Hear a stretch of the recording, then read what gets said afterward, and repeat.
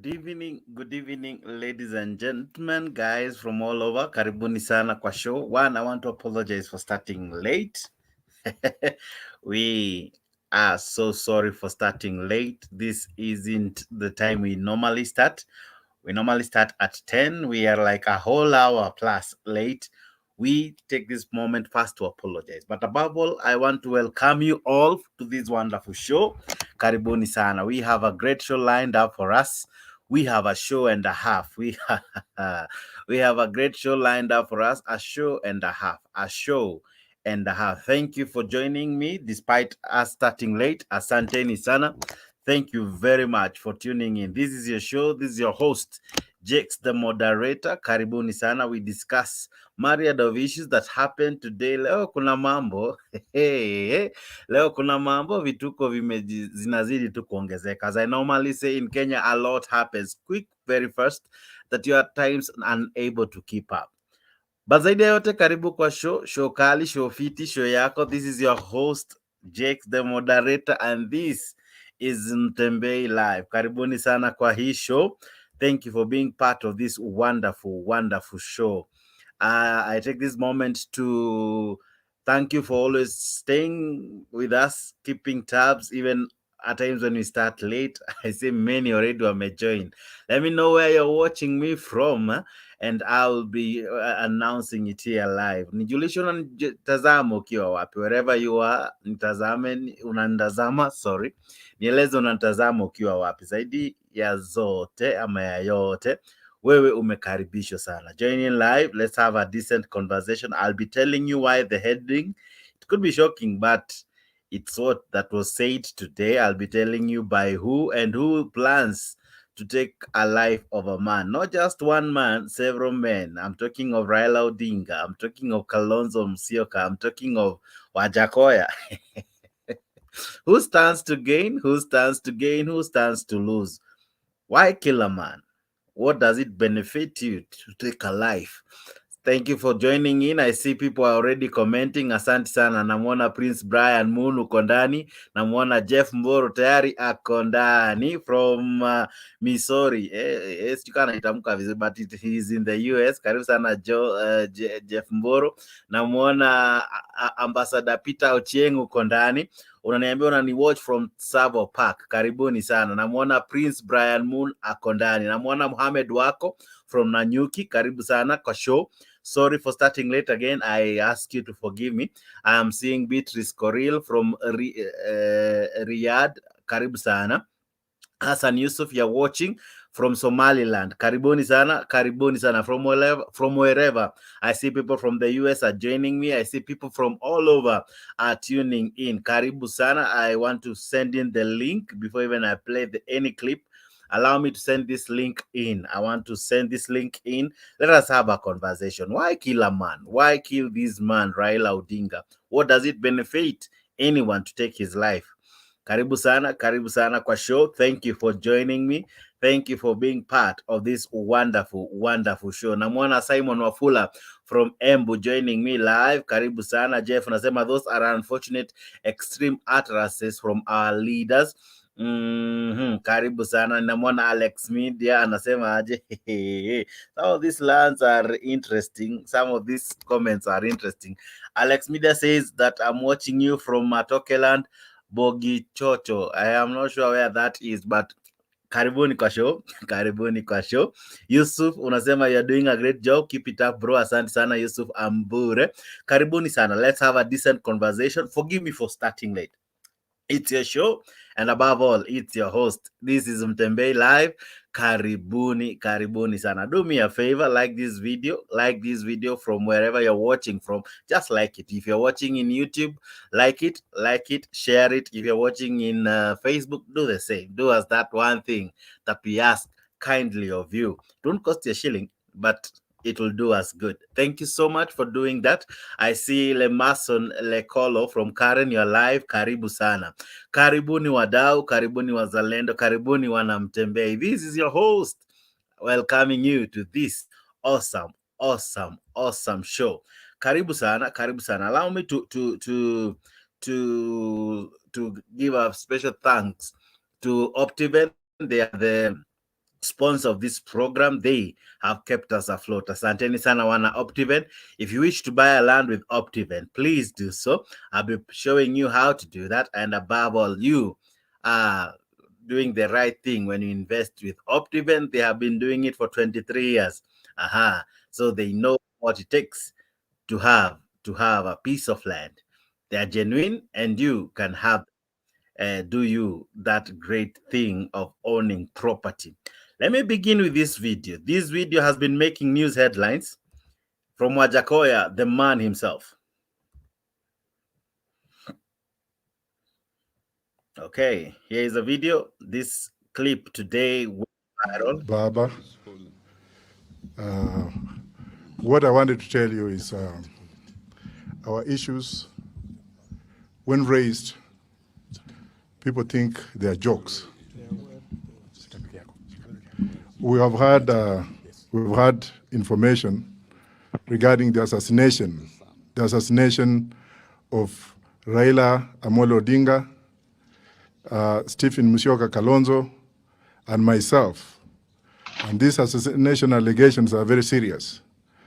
Kibet Farouk, we are here to tell you that we know of your plans when you went to the GSU school, when you were involved in hiring special sharpshooters to shoot Baba on site, to shoot Honorable Kalonzo Musyoka on site, and to shoot myself.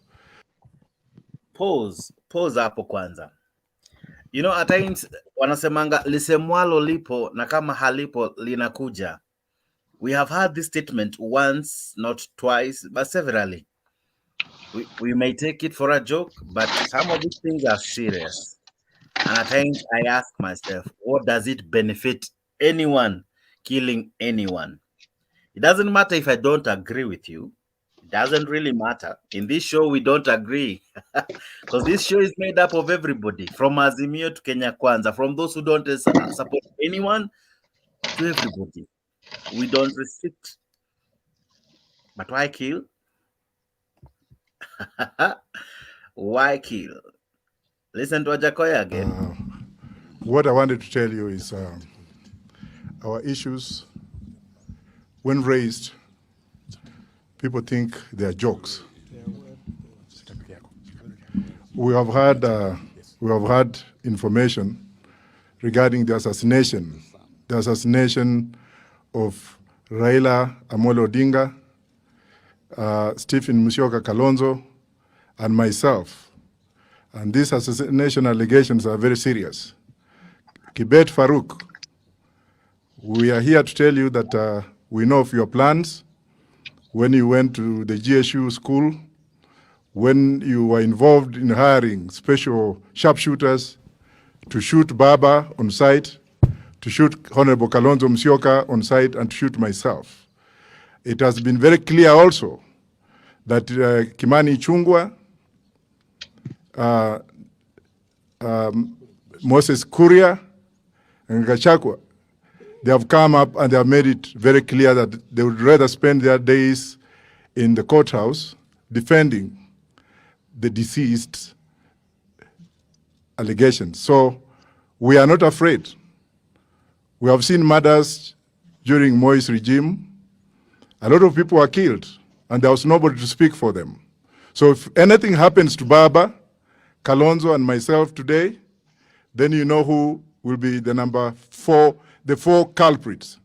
They're also planning to take people on flimsy charges, a reputation that has been done during Moi's era. Honorable. I don't know. These are the news that at times they don't appear in our TV stations, but these are the news that at times shake the country.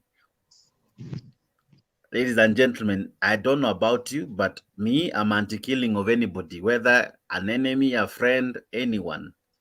Why should you kill a man? What does it benefit you to kill a human being? For what reason? A criminal or not? Why kill a man? Wajakoya could be speaking, you'd be saying he is a man on influence. But these statements we have had, I'll be playing other statements from the accused leaders on them saying that we shall deal with this man aende akiendanga once and for all. What does that mean?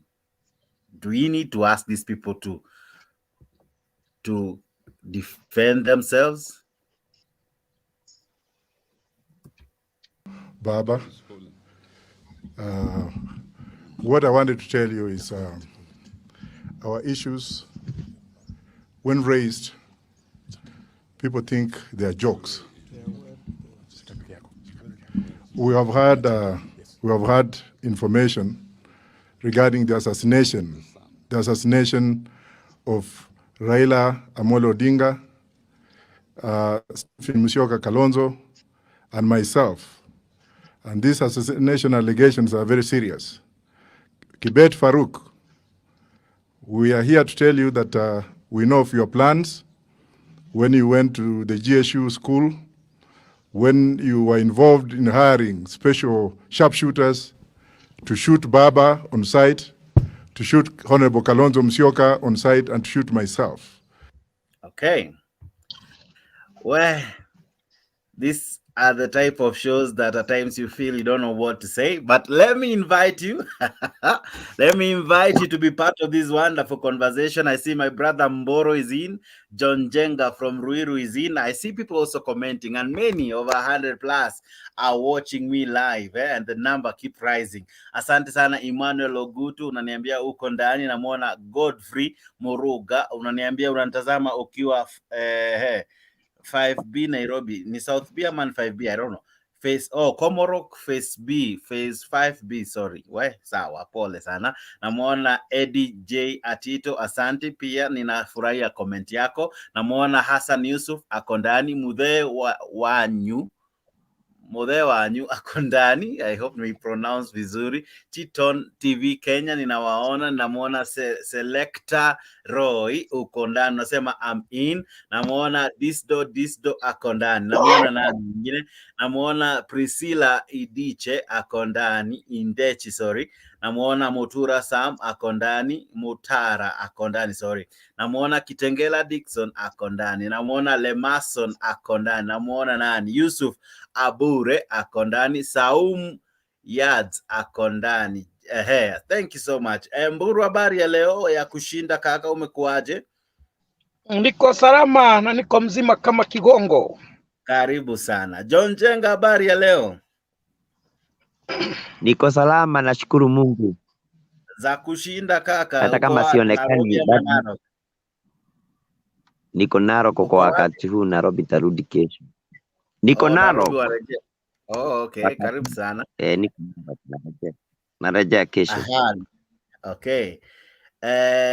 Asante sana. Nianze na nani? Wacha nianze na Jenga, wewe ndio sijakusikia kama siku 2-3. Nani anafaidika na kuua mtu yeyote? Awaye Kalonzo, awaye Raila Odinga, Wajakoya, kiongozi wowote, hata raia. Faida ni kwa nani?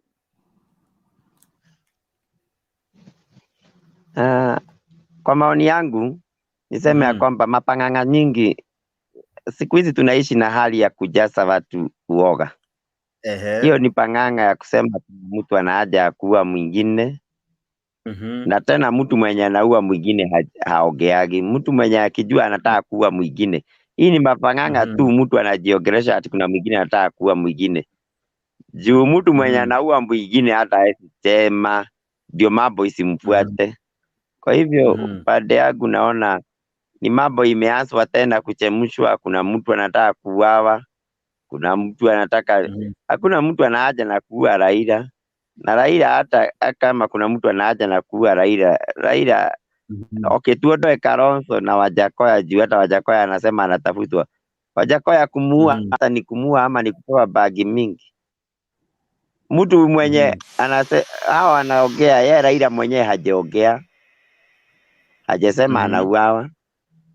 Na hawezi sema hiyo maneno, mzee, hiyo hawezi toa kwa mdomo yake.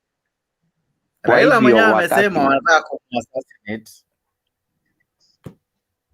Hiyo ni kusema tu juu hakuna mtu anaweza ua mtu na hakuna mtu hata Raila ana faida kwa serikali. Si ati ukiona watu wakiinukania hivyo, ana faida kwa serikali. Kwa hivyo kama sio kifo ya Mungu akiuawa, bado mambo nyingi zitaweza haribika.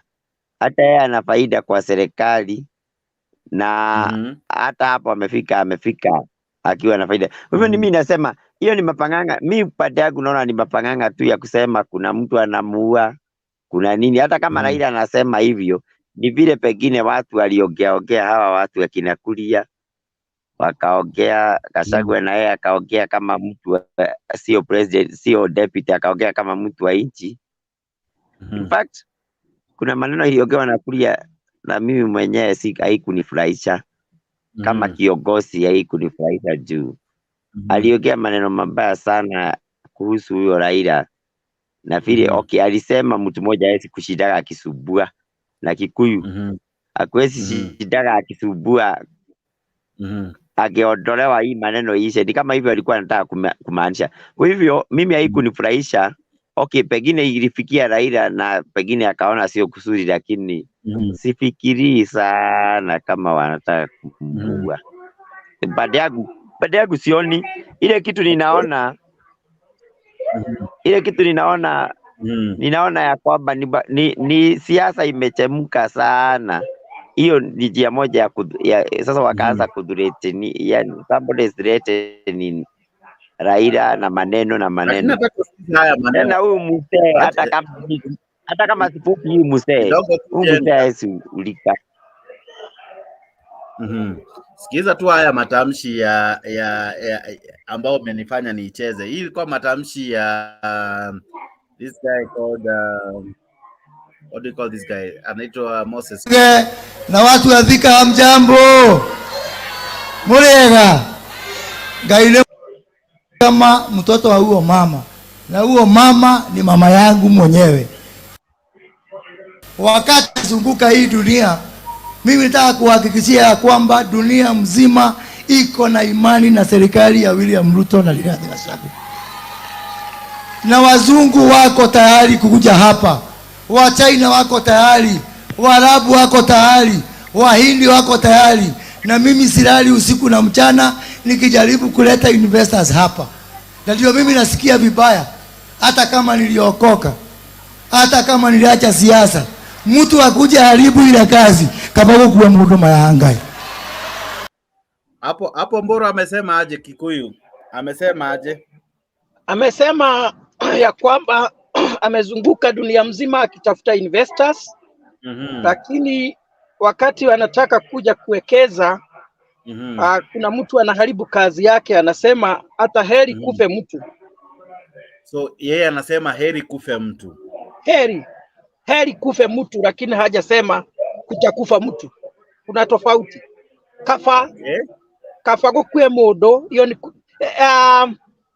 kwa Kikuyu kuna maneno huwa yanatumika ukitafsiri inakaa maneno very serious, lakini ni ile hali ya lugha kusisitiza the level at which he feels angered by Raila Odinga. Ni msisitizo yenye unaweza sema hata heri kufe mtu, hajasema ati kutakufa mtu. So there is a nitakuwekea hadi matamshi yake kwa Twitter, lakini kwanza sikiza Sifuna. Hebu sikiza Sifuna. Sifuna naye alisema hivi some weeks back. Very strong concern about some of the pronouncements that have come from this regime, from none other than the Deputy President Rigathi Gachagua, confirming what we have long suspected, that this regime is going to take us back to the era of political elimination of opponents. We want the authorities and to call upon the DCI to ask Mr. Gachagua to record a statement on the utterances regarding the life of Honorable Raila Amolo Odinga. He is on record as having stated that there is going to be a final solution to what he sees as the problem of the Odingas from the time of Jaramogi. We want to make it absolutely clear that we as the Azimio coalition will hold Ruto and Rigathi Gachagua personally responsible if anything should happen to Honorable Raila Amolo Odinga or indeed any member or leader of the Azimio One Kenya coalition party. This language you hear of a final solution It's not the first time we're hearing such a language. As students of history, you will recall that Adolf Hitler, at the beginning of his term in Nazi Germany, set out what he called a final solution to the Jewish problem in Germany and in Europe generally. By the end of that endeavor, 6 million Jews were gassed and killed and slaughtered throughout Europe.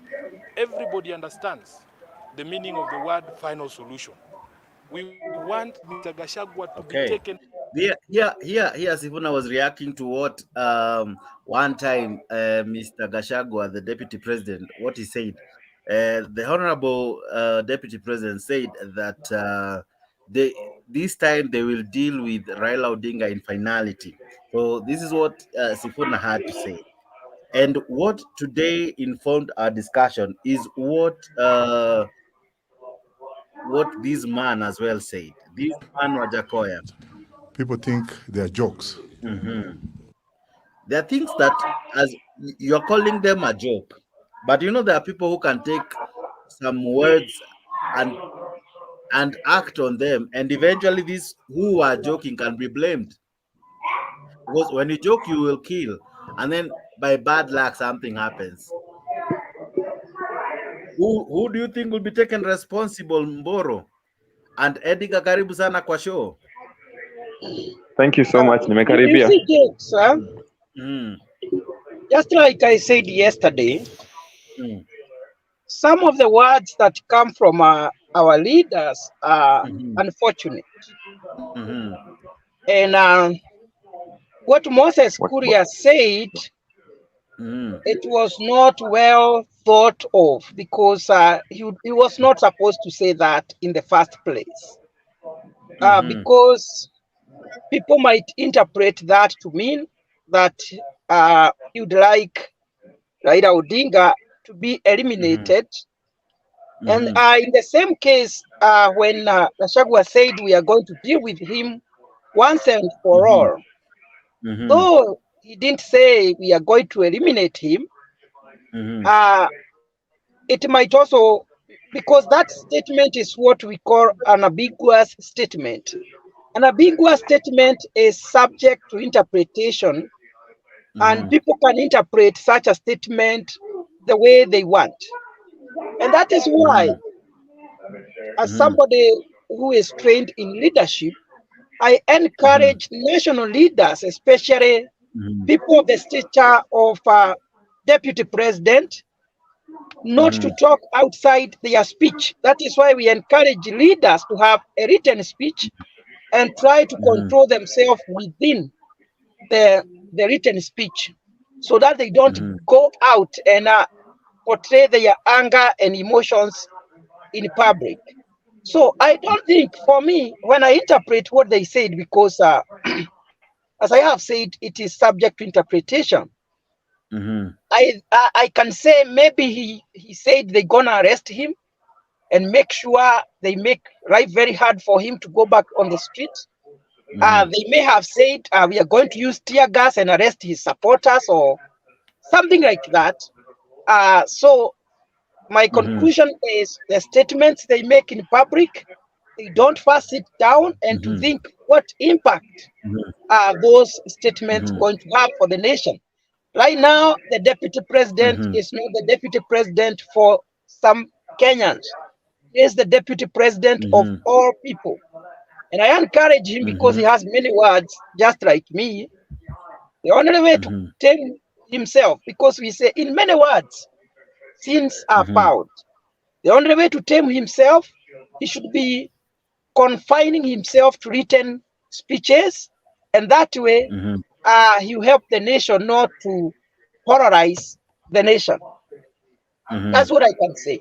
But I don't think there is anybody who wants to kill Raila Odinga. I don't think so. Okay. Edgar, what is your thought? What do you think these leaders are saying? First of all, may I take this opportunity to thank you for hosting me today.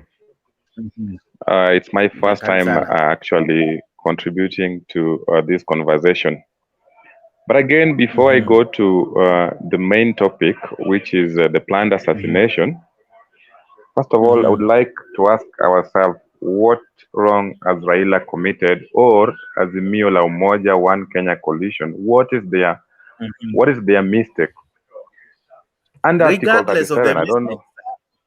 let me ask you, regardless of the mistake, is death justifiable? You know, as in, I don't think there is any mistake justified by law to kill. That is why I've started by actually explaining that whatever Raila or anybody is doing under the constitution or within the law, they are within their rights. We are a nation guided by constitution, and what we are doing in Azimio actually is enshrined in the constitution under Article 37. We have the right to picketing, right to demonstrate peacefully. Police are supposed to protect people's business and to protect the demonstrators, so that if in case there is any person who would want to cause chaos in the process of demonstration, that person anashikwa, anakuwa responsible for his own or action. Now, going to now the main topic here about the planned assassination, which I think is very reckless. You've heard not once, not twice how regarding Gachagua has been speaking. I don't know what kind of a deputy president we have. I know my friend there will argue differently. This sentiment does not need interpretations. If you tell me that you're going to deal with me once and for all, the solution itapatikana hapo. That is one occasion. And then watch Moses Kuria keenly in Kikuyu 60 years wakiwa na baba yake. Yes. Edgar, this is the clip for our Wakati ya kumalizana na hiyo mtu ni wakati huu, na ataenda akiedanga. Kwa hivyo nyinyi msijali. Yes, those were the words. Wakati wa kumalizana. Yes, actually, just listen to. In fact, he emphasizes wakati wa kumalizana ni huu. Maybe let me repeat it kidogo for the sake of our viewers. Sisi na yeye. Huyo mzee amesumbua Kenya for the last 60 years wakiwa na baba yake. Wakati ya kumalizana na hiyo mtu ni wakati huu, na ataenda akiedanga. Kwa hivyo nyinyi msijali, sisi tufanye kazi na nyinyi muendelee na kazi. We want to say finally that should Raila Amolo Odinga so much as catch a cold on Monday, the person to be held responsible is none other than Rigathi Gachagua and William Ruto. Okay. Go ahead. Now, do you have the clip, the Moses Kuria clips when he was in Thika? Yeah. Do you have that clip? Yeah. Kindly play that clip of Moses Kuria when he was in Thika. We already did. Wewe unafikiria nasikia namna gani? Wakati niko huko nje naongea na wazungu wako hapa tayari. Kimundo yuke gusiwana kile atlenyita. Onoko nenye juu na sio mayanga.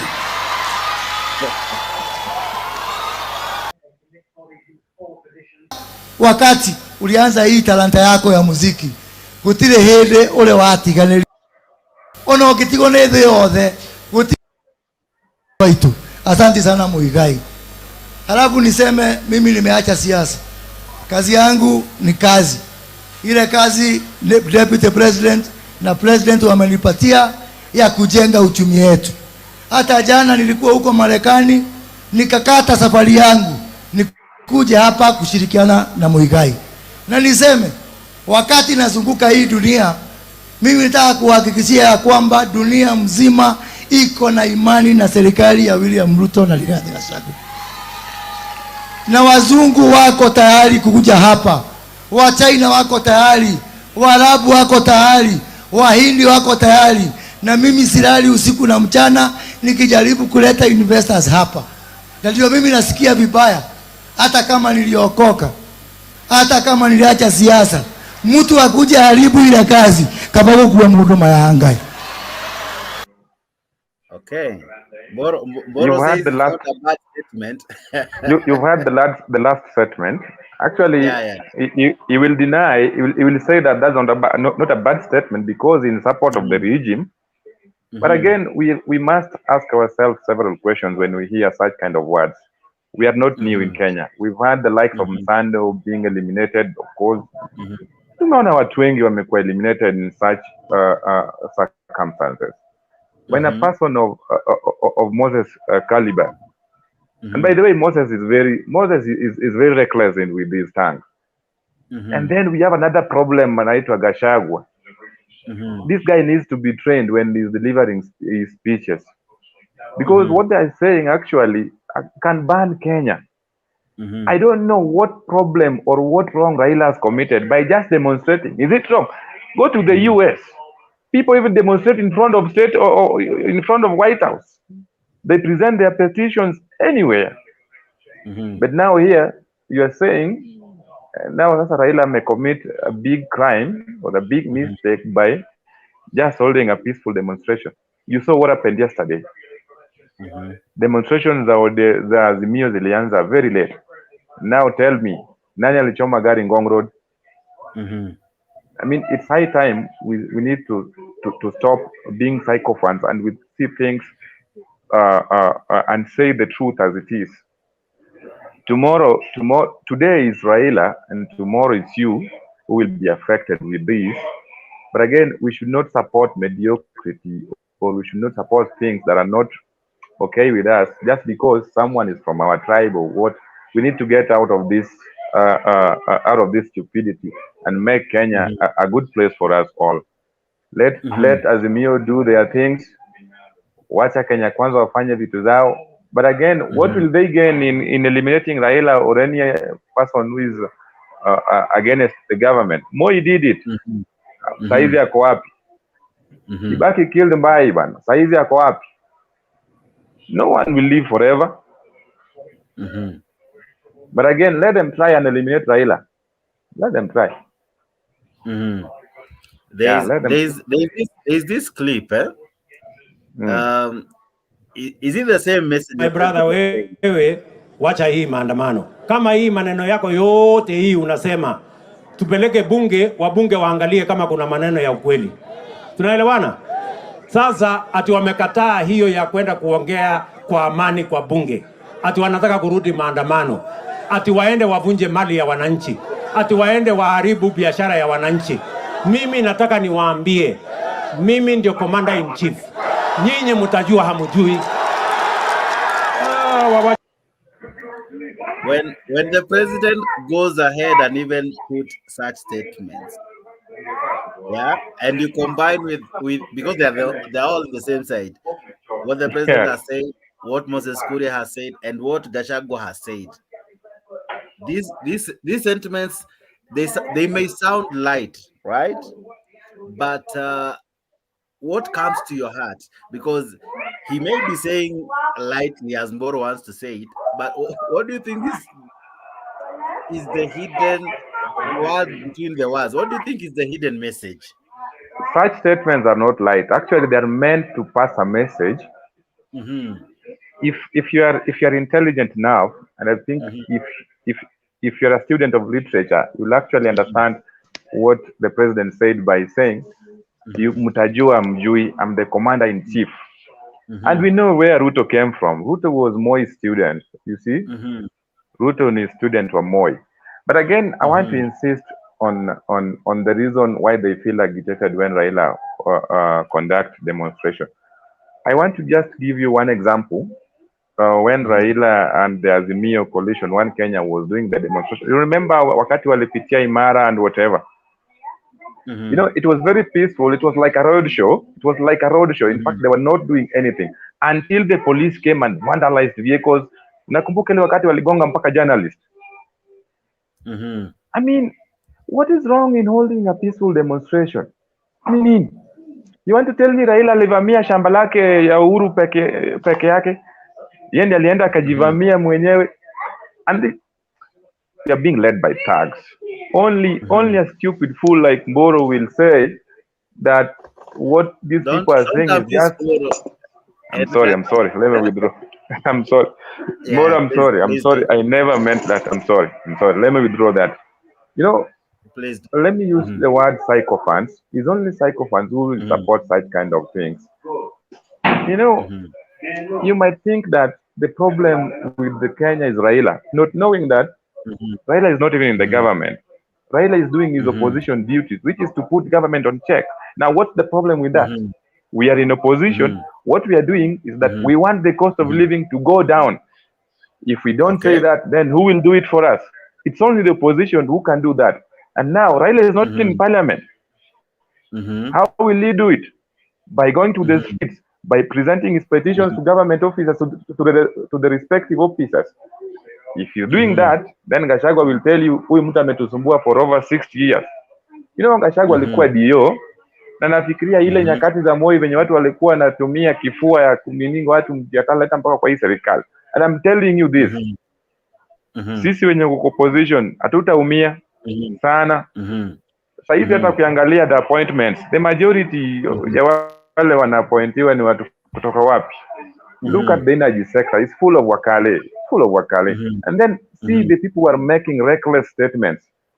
The Kikuyus, they are being used, and then when wakati anything shall happen, wakati vita tatoka tu kidogo hivi ya kuweka Kenya mahali pabaya, then side moja ya government watasema oh not us.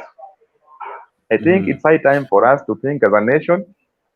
Let us think as a nation to katae if anything is wrong, let us say it is wrong regardless of which side you are. If it's kama ni maisha ni ngumu, let us say it in the best way possible.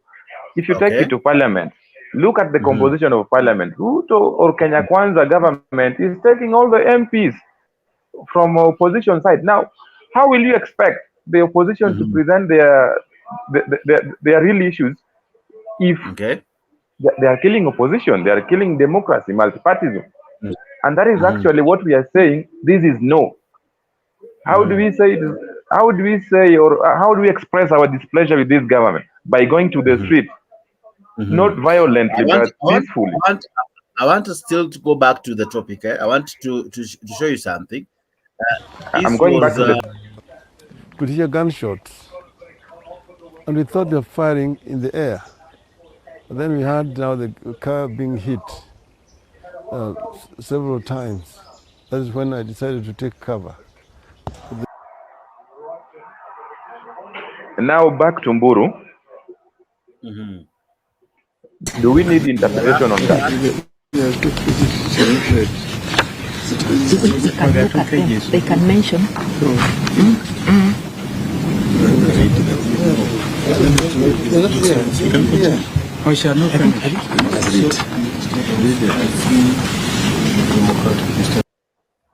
Constitution sought to bequeath Kenyans.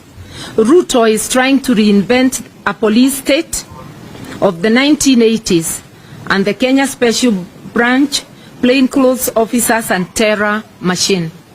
Last night, Azimio leaders including Prime Minister and our leader, the Right Honorable Raila Odinga, and former Vice President, Honorable Kalonzo Musyoka, had their security withdrawn. Okay.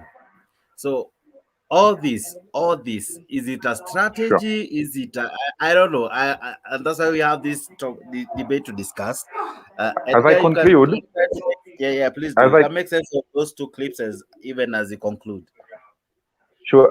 As I conclude this and leave it to Mburu now to actually give his submission, I would like to say this. Actually, that happened on the very day when Raila was in those sides of Imaradaima. 11 gunshots that were aimed at him. Fortunately, he survived because the vehicle was armored. Do we really need interpretation on that? We know what happened in Rwanda and Burundi. Do we want to go that? Do we want to go that direction? It is not right. Let us speak the truth. Let us put government on toes. Let them accept criticism in the best way possible. It's not a kind of that when you're being criticized or corrected as the opposition's duty, and then you feel you're supposed to eliminate your opponent. That is not right. Let us stand up as Kenyans. Let us unite together and say what is wrong is wrong. Let us not support mediocrity, whether you are in government or not. I think that way we'll move on as a nation, as a people, actually. Thank you so much. Thank you so much. Thank you so much, Edgar. I love your submissions, and I equally love the guys who are commenting or comment section. I see DK saying hi, guys. Hi to you, DK. I see Kennedy Katale. I see you. Now I see Bin Karamutiria Akondani. Namuona Valen Tabi Akondani. Karibu sana kwa show. I see many. I see Geoffrey Ruto and many who are still commenting and many still watching. Thank you so much for making this show great. Despite us starting late, it wasn't planned. It just happened, and we are sorry. But above all, thank you for even coming in despite the late hours. Asante sana. Mboro, your submissions before I go to Dunia Ina Mambo and palliative care. Thank you very much. I will begin by saying, basing on and there is, I think there is one mic which is on the background. There is a lot of noise. Go ahead. I think basing on what our leaders are telling us, just as I said another day here, the most unfortunate bit about the politics of Kenya is that our leaders are so dishonest. They don't have the virtues of truthfulness, and they don't have a culture of high level of dignity, whereby people can believe what they say. And that's the unfortunate bit of the politics of Kenya. So the common people down there, they don't get the true story of what is going on. Because right from the reasons they are giving for protests, it's they don't have what they are telling people is not what they have there in their hearts. And that is the most unfortunate bit about it. For instance, when we talk about the assassination of Raila Odinga, you know very well that when a car is hit with bullets, or somebody shows that Raila Odinga was alive, was in danger, who starts to benefit when that picture is shown? Politically, it starts to benefit Raila Odinga, because it will bring some kind of strong feeling from his base, political base, whereby people will feel we need to protect one of our own because he is in danger. So everything is possible. It can also be stage managed. I am not saying anything, but there is also a possibility that somebody can plan that so that you see these people are serious about what they are saying. And there is this notion, Alex, which the opposition is trying to pose and to let the public and the international community to have, that the president we have is not different from the former dictator, Arap Moi. So they are doing everything possible to create a picture and a narrative. The person we have is a dictator. The person we have is a dangerous man who is capable of taking the nation backward to where we came from. That is what they are pushing very hard. And it is not what actually the government is doing, because I don't see the reason, and I'm saying this strongly and I believe it, why should Raila Odinga and the team polarize the nation the way they are doing? It's unfortunate. They don't have a strong ground.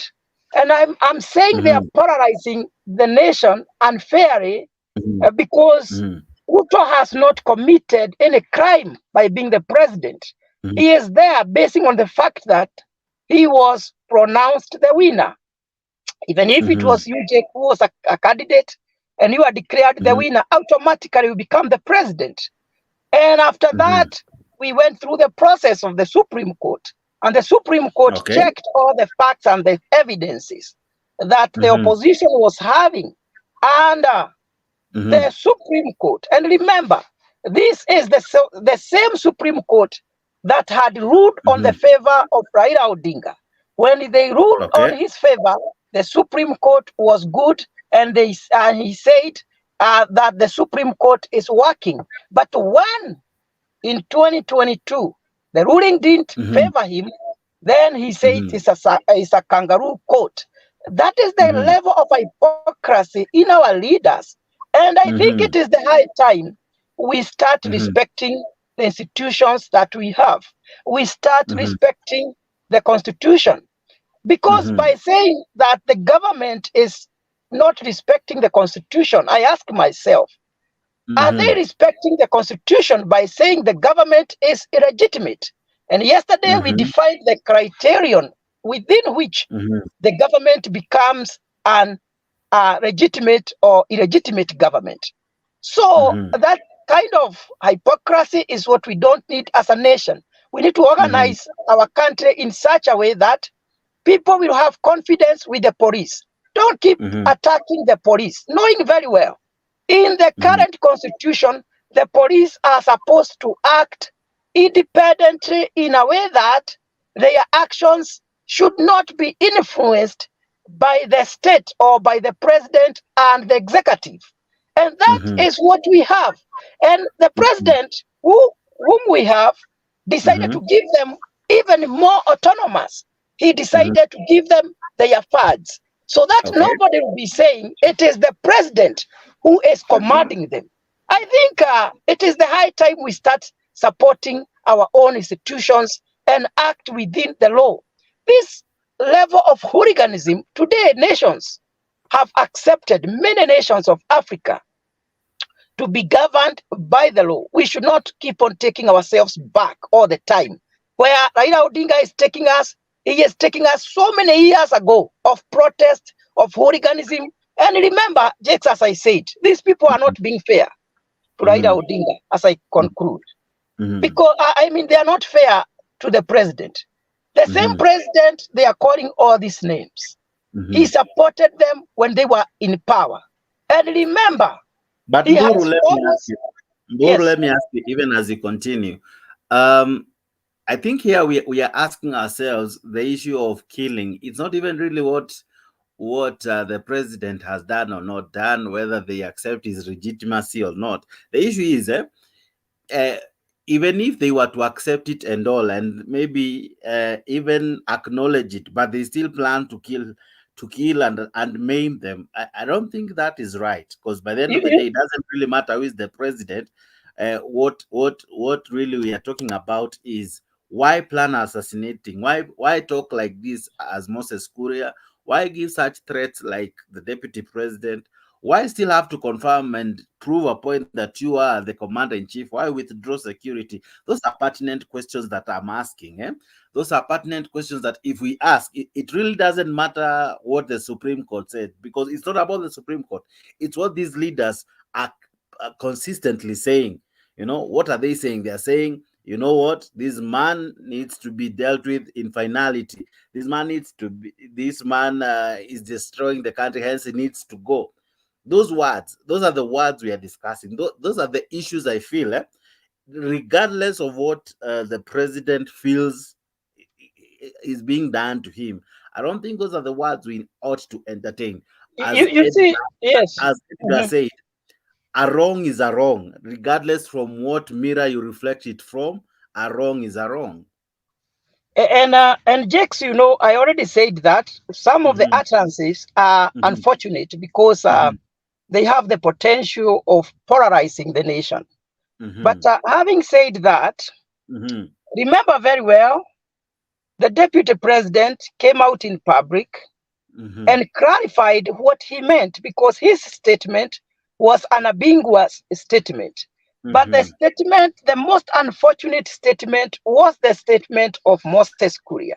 And I said this, Moses Kuria is a loose mouth. Not only now, we know him as a loose mouth. Sometimes he talks out of the way a leader is supposed to talk. And that one I agree. And it was even very unfortunate that you played the clip before you had edited, because some of the words he used are obscene words that should not even be put in the media. But so he said them in live camera, so it is good you be checking in public domain. I would want to edit, make it sound good, try to polish it, but by the end of the day, the words are obscene, they are vulgar, they are just nasty. They are vulgar, they are obscene words that he uses, and just as I saw Wajakoya the other day using the same words, that is not the kind of a society we want to build. On the issue of killings, one thing you should ask yourself, because that's why I said, first of all leaders should subject themselves under the law. One thing I want you to ask yourself, have these people reported to the relevant authorities? Have they written statements? Because they have said they have credible information, they have evidence that this thing has been planned, so that the action may be taken. Let me ask you, yes. If it is a police shooting at you, do you go to the police to report to report the police or shooting me? Sorry, Jakes. If a police right now, if a police shoots you, Ama was aiming a gun at you, do you still trust the police to protect you? Do you still march to a police station and even how do you go about that? Let me answer you. You see, you speak, and here I want to correct you. Please do. Especially the way you read the ground of this debate. It's like you believe strongly. I never laid any ground. I just listen. I bring in the way you spoke. Allow another person to submit. We have listened to that enough. That's repetition. No, let me finish because he asked a question. Allow another person to. Alex, please. You behave like a hooligan. Don't behave like a hooligan. If you have not been given time, keep quiet. Respect other people. We are one. Be disciplined. Have decorum. Behave. You have to behave. There is no behaving here, and you are speaking things like you should behave, Alex. You are an adult. When you have not been given time. Give Mburu time. Give Mburu time. Give Mburu time. Give Mburu time. Let Mburu finish. When you talk, I don't interject you. You do that all the time. Keep quiet. Why can't you mute this guy? Mboro finish, and then yes, exactly. Finish. Thank you. Keep quiet. You don't have manners. So this is what I wanted to say. It's okay, but you don't have to push it that deep. No, he doesn't respect other panelists, which is wrong. He has been doing that but you time and again. We have been so quiet. We have been, patient with you. That is wrong. If you think you have the attitude to insult other people, we can as well be ruthless. Don't do that. Go to your point, please. Exactly. So this is what I was saying. The first level. Jakes. Nobody has shown clearly, because we say everything, it is not subject to our feelings and our imaginations. Everything has to be proved beyond reasonable doubt. If you say, for instance, that the police shot to the car of one former prime minister, today we have even phones, we have the media stations, we have people with the phones. Have you shown any policeman shooting a bullet to the car of Raila Odinga? Bullet, not tear gas. At that level, we can say, you see, we saw that police and he was captured. Because where is the evidence? Because I'll be the first person to criticize when I see a police aiming a gun to the car of the former prime minister. Having said that,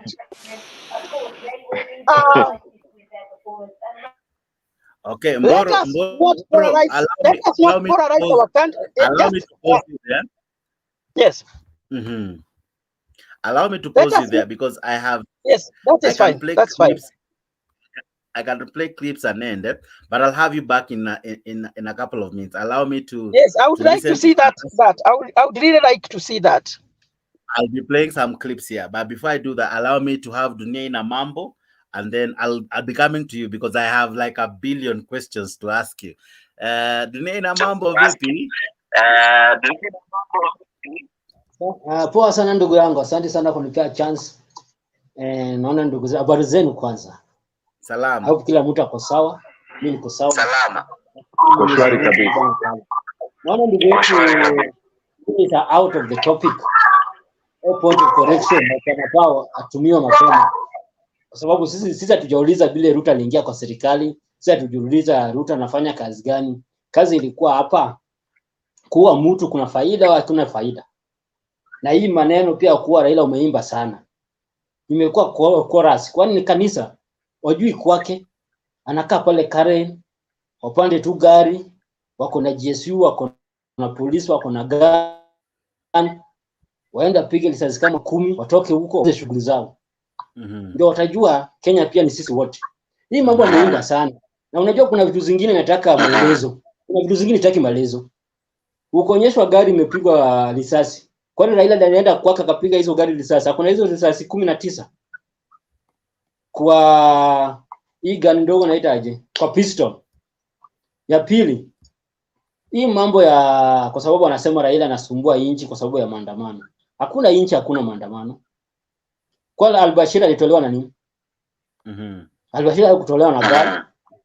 Al-Bashir alitolewa na gani? Al-Bashir alitolewa kwa sababu aliongeza mkate shilingi 1 tu. Mkate aliongeza shilingi 1. Wacha nyinyi unga hapo unaongezwa 100.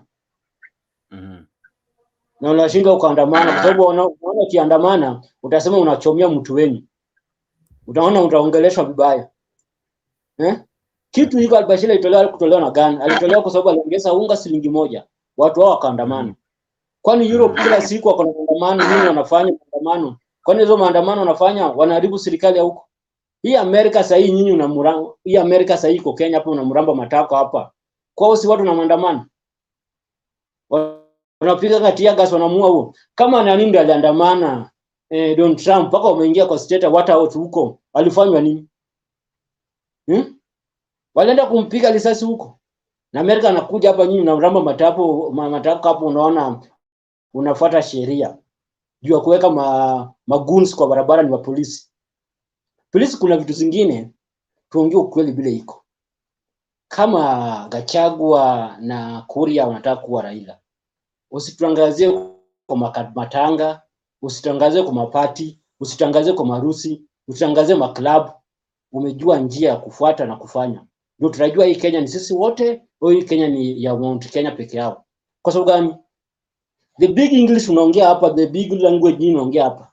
Ungekuwa mnapeleka huko kwenye una correct makiongozi wenyu. Hakuna any part of Kenya utapata kiongozi naongea ruthless hivyo. Huwezi pata. Ni nini unataka kuonyesha watu? Wako na kifua sana. Hiyo kifua yao ni ya mbao. Hiyo kifua yao ni ya chuma. Hiyo ni ya mawe. Unajua kuna vitu zingine itaki ipigwe elezwe zaidi. Kama example bale Mbura naongea hapa.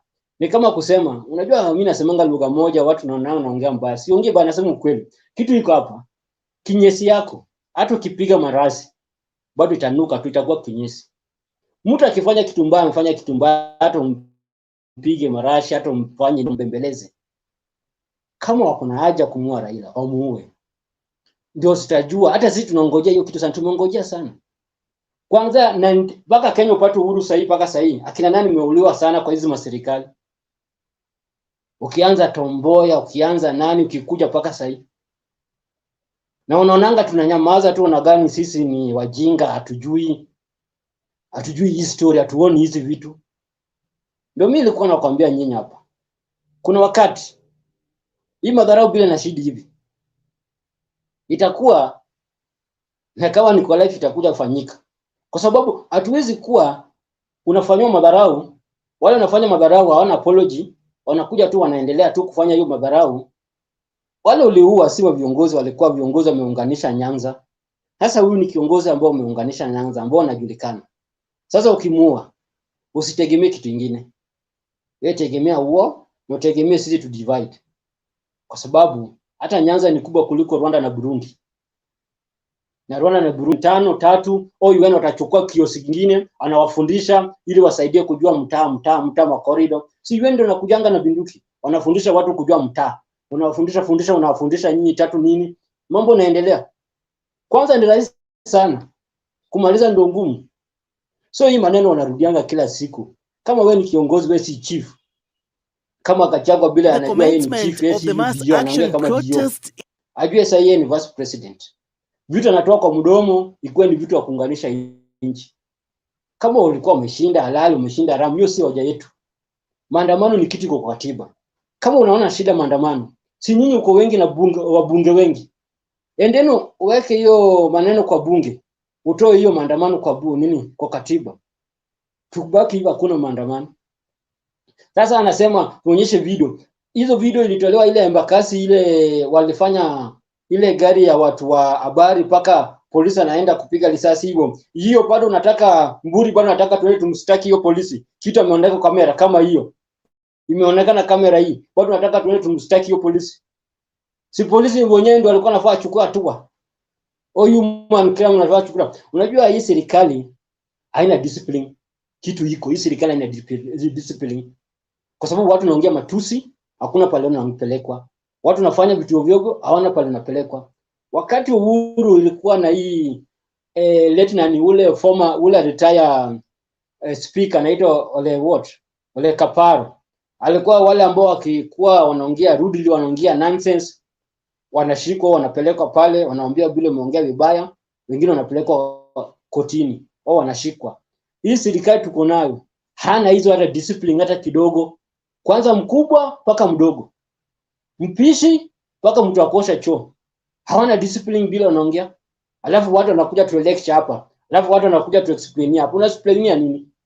Na vitu ambavyo hakuna explain. Hii sana kitu iko nini explanation? Uchukue polisi huyu unajulikana, uende umstaki. Unajua kitu zingine nataka tit for tat. Watu kama wao pia wanawashoot tu. Kesi baadaye kwa mbele ya Mwenyezi Mungu. Ndio maana juzi nilikuwa nasema hivi, watu wananikata, wao walinikata. Mimi niwaambia watu, kitaka kuwa kiongozi kwa na vitu vitatu. Watu wapenda sipendi, hizi vitu vitatu lazima ukue nayo. Lazima ukue uko na pesa. Lazima ukue wewe ni muaji. Lazima ukue unapenda Mungu. Hata kama ni Mungu unapenda kipropaganda au uongo, lazima ukue na hizi vitu vitatu. Kwa sababu ukiua mtu ukipelekwa kotini, utatumia pesa yako kukutoka kotini. Kwa kuua ni mtu anapita mbele yako. We cannot have two master. Lazima ikuwa mmoja ndio master. Hata drug dealer, huwezi kuwa na drug dealer wawili kwa inchi moja. Inabakanga moja tu. So hizi vitu lazima mtu akue nazo ndio kuwe kiongozi. Lakini mambo sasa, hii mambo alituambia Raila afanye nini? Boss, fanyeni bila nyinyi unaona ni mzuri. Kama ni kumua utafanya ni mzuri.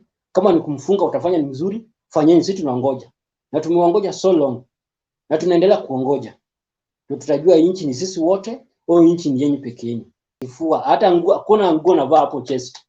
Mimi niko mtu wa kwanza nitetee hiyo Luo Republic.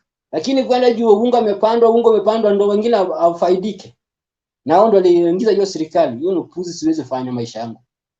Lakini tukue na heshima. Kama hakuna heshima, tunaenda njia ya Rwanda. Rwanda kitu ilikosekana ni heshima.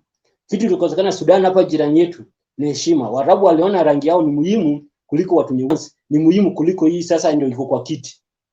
Hata Israel pia walimadhariwa. Sasa hao ndio sana akanyagia Mapalestina ambao wamekaa kwa ile nchi.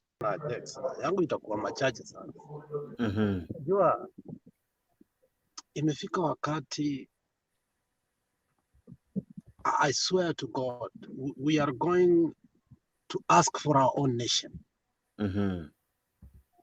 And this comes from my own heart. It's not a joke anymore. The level of carelessness.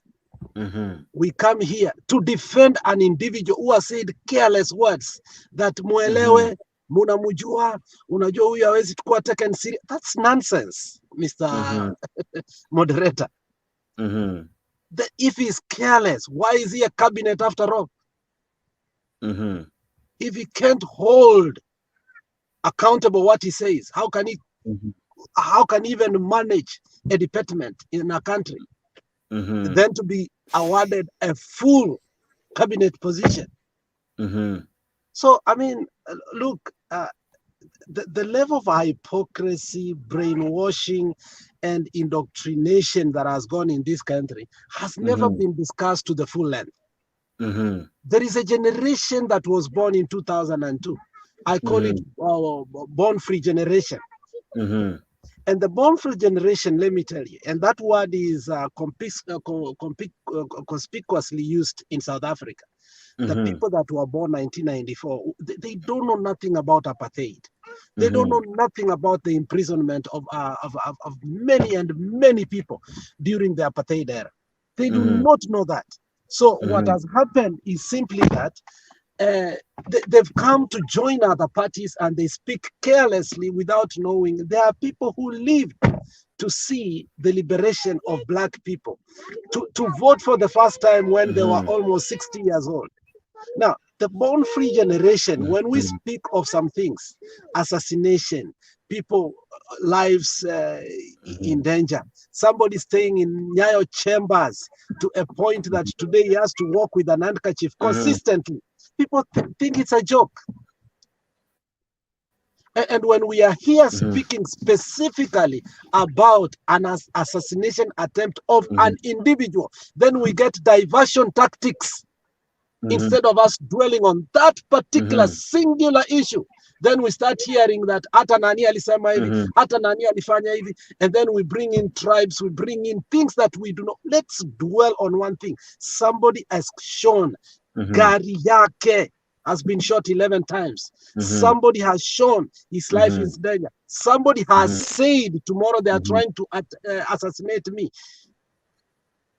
You have had, even Wajakoya said today, you went specifically to GSU.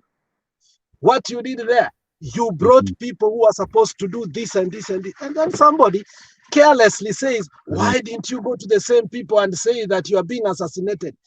Let me ask you, my fellow panelists. I think maybe I live in a world whereby accountability means something different. Can you go to the same people who are planning to assassinate you? These are high-level government officials that have been named there. Not once, not twice, consistently. It has gone a notch higher. They have gone to the former president, business enterprise, the former prime minister, business enterprise. They have invaded, they have taken sheep, they have cut trees, nothing has been done. And then somebody comes here carelessly thinking that our celebration has been taken, or the critical thinking of our mind has been taken, and then why can't they go? I mean, that is carelessness. And let's not agree into that. Whether it was from our side or it's from the other side, let us value life. Life must be valued. These are things we have seen checks. Correct. So when we come here, we become indifferent, insensitive, as if we are first-class citizens of this country, we have second-class citizens of this country.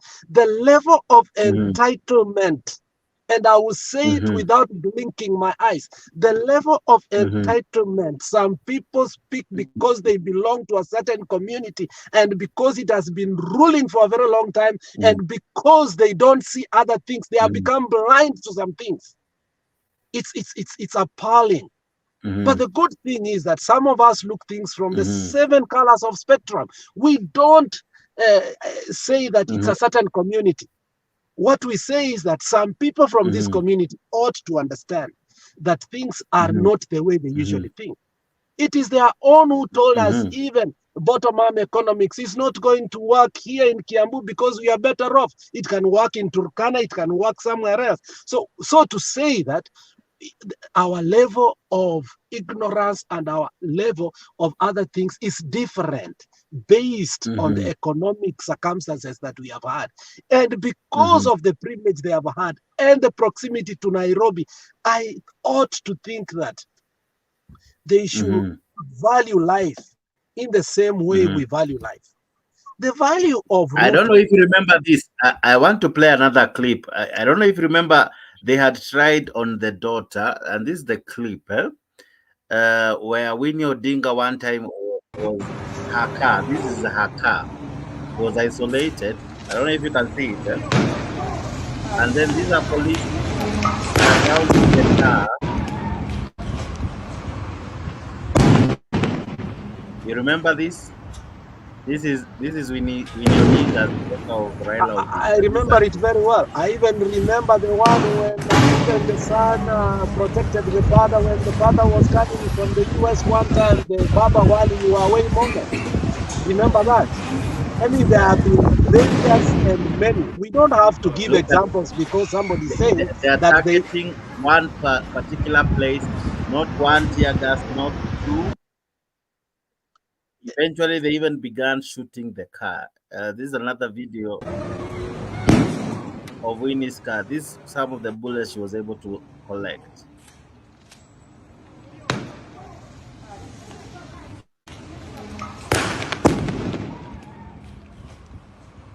So when they are asking for the videos are there, the clips are there. They can be showcased. Not that we are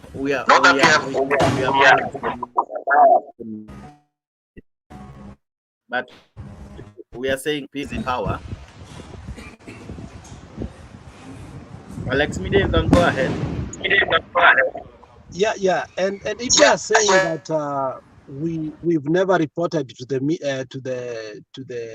police, there is a comprehensive statement Raila Amolo Odinga issued a couple of months ago, and I want to read it categorically. Probe all cases of disappearance and killings, Raila says. And let me read some of the excerpts in that. He says, Odinga said the government should consider inviting foreign detective agency such as Scotland Yard because we do not have confidence in the present security.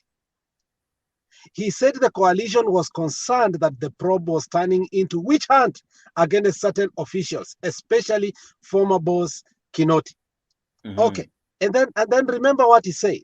He said Odinga demanded the establishment of a transparent, professional, inclusive public quest to assist the country and the affected families determine the fate and the whereabouts of victims who disappeared or who died under unclear circumstances, including the ICC witnesses and election officials. He even went further and say it's not about us only.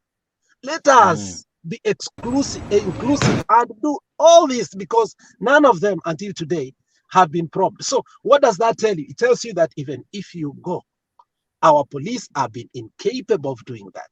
From the ICC, look, the disappearance of people like Jacob Juma, the disappearance of the ICT,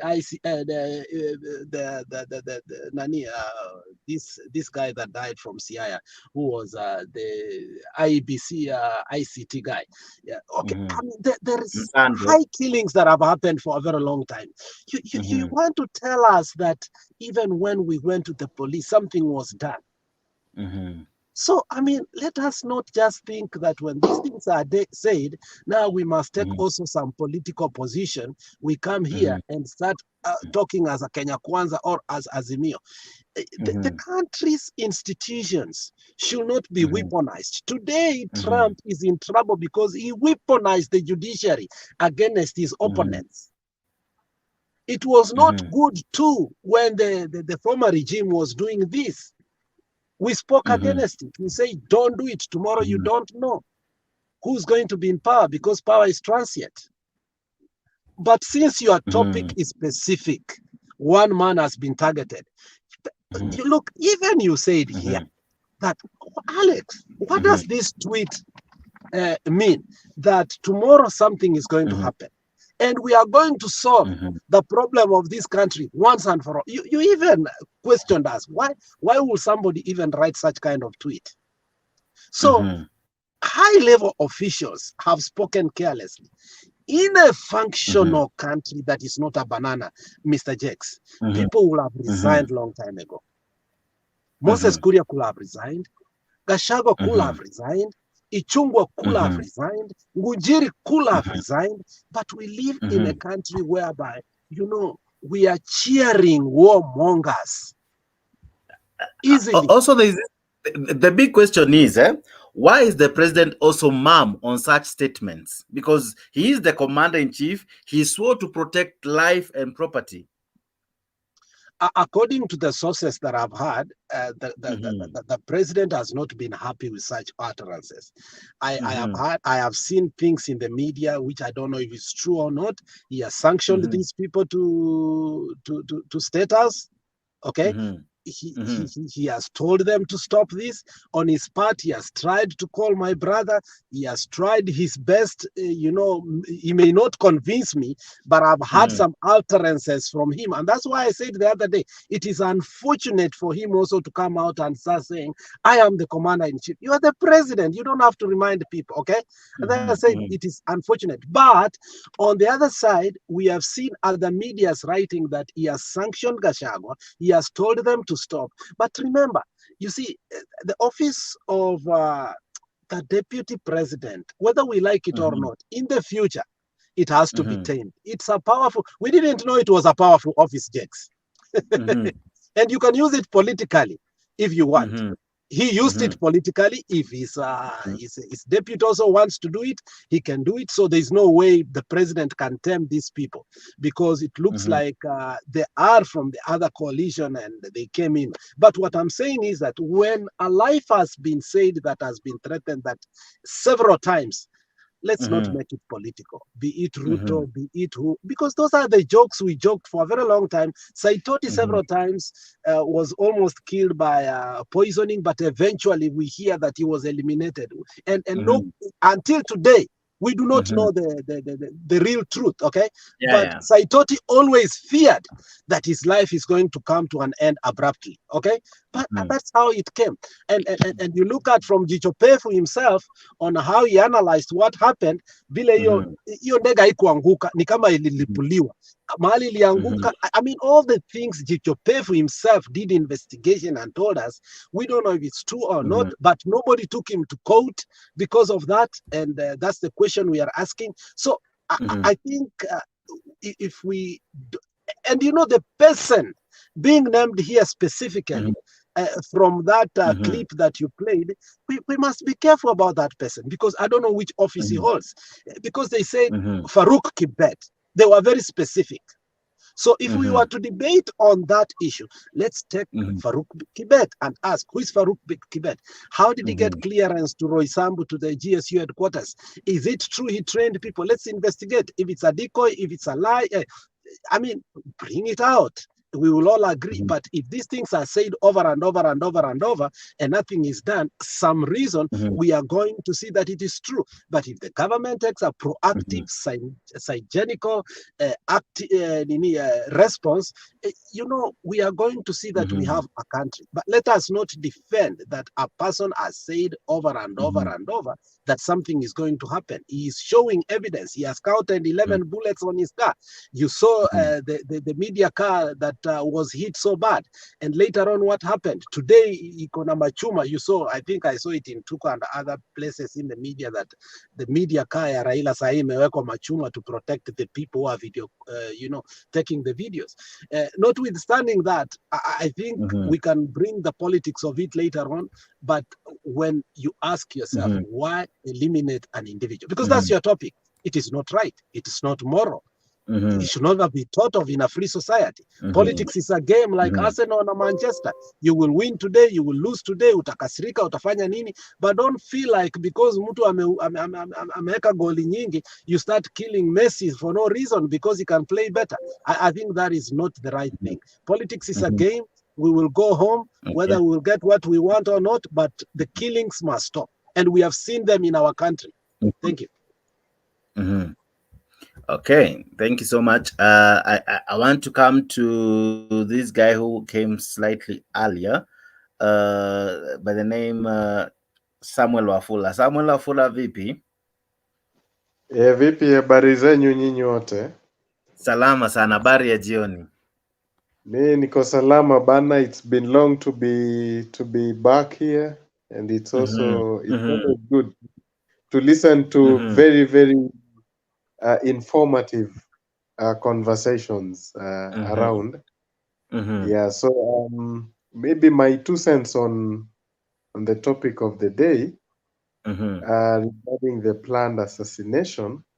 I want to back up first the previous speaker that you know, we need to separate politics, how we play politics, and you know, we separate it with we should not personalize politics.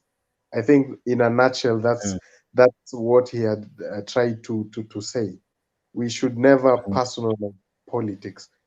I listened to a Ugandan commentator a while ago, and what he said, that the difference between the politics of Kenya and our neighbors around is very simple.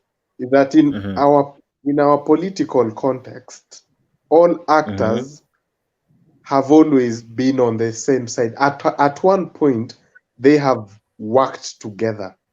So these are people who know each other. They've been on the same side, all of them at one point. So it is about the dynamics of the politics of the day, the power plays that separates them. So and I also want to say that there is a potential of hardliners, of course, on all sides, who are trying to play monkey business. Of course, we do not have backup evidence on the allegations of assassination, but what we would want to say that that's a very dangerous trend. It's important we understand that we can drop the ball at any point. We've taken a lot of time.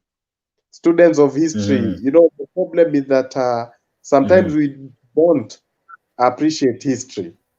And history is not things that happened a long time ago. History is even what is happening currently, like in Sudan. Very simple things.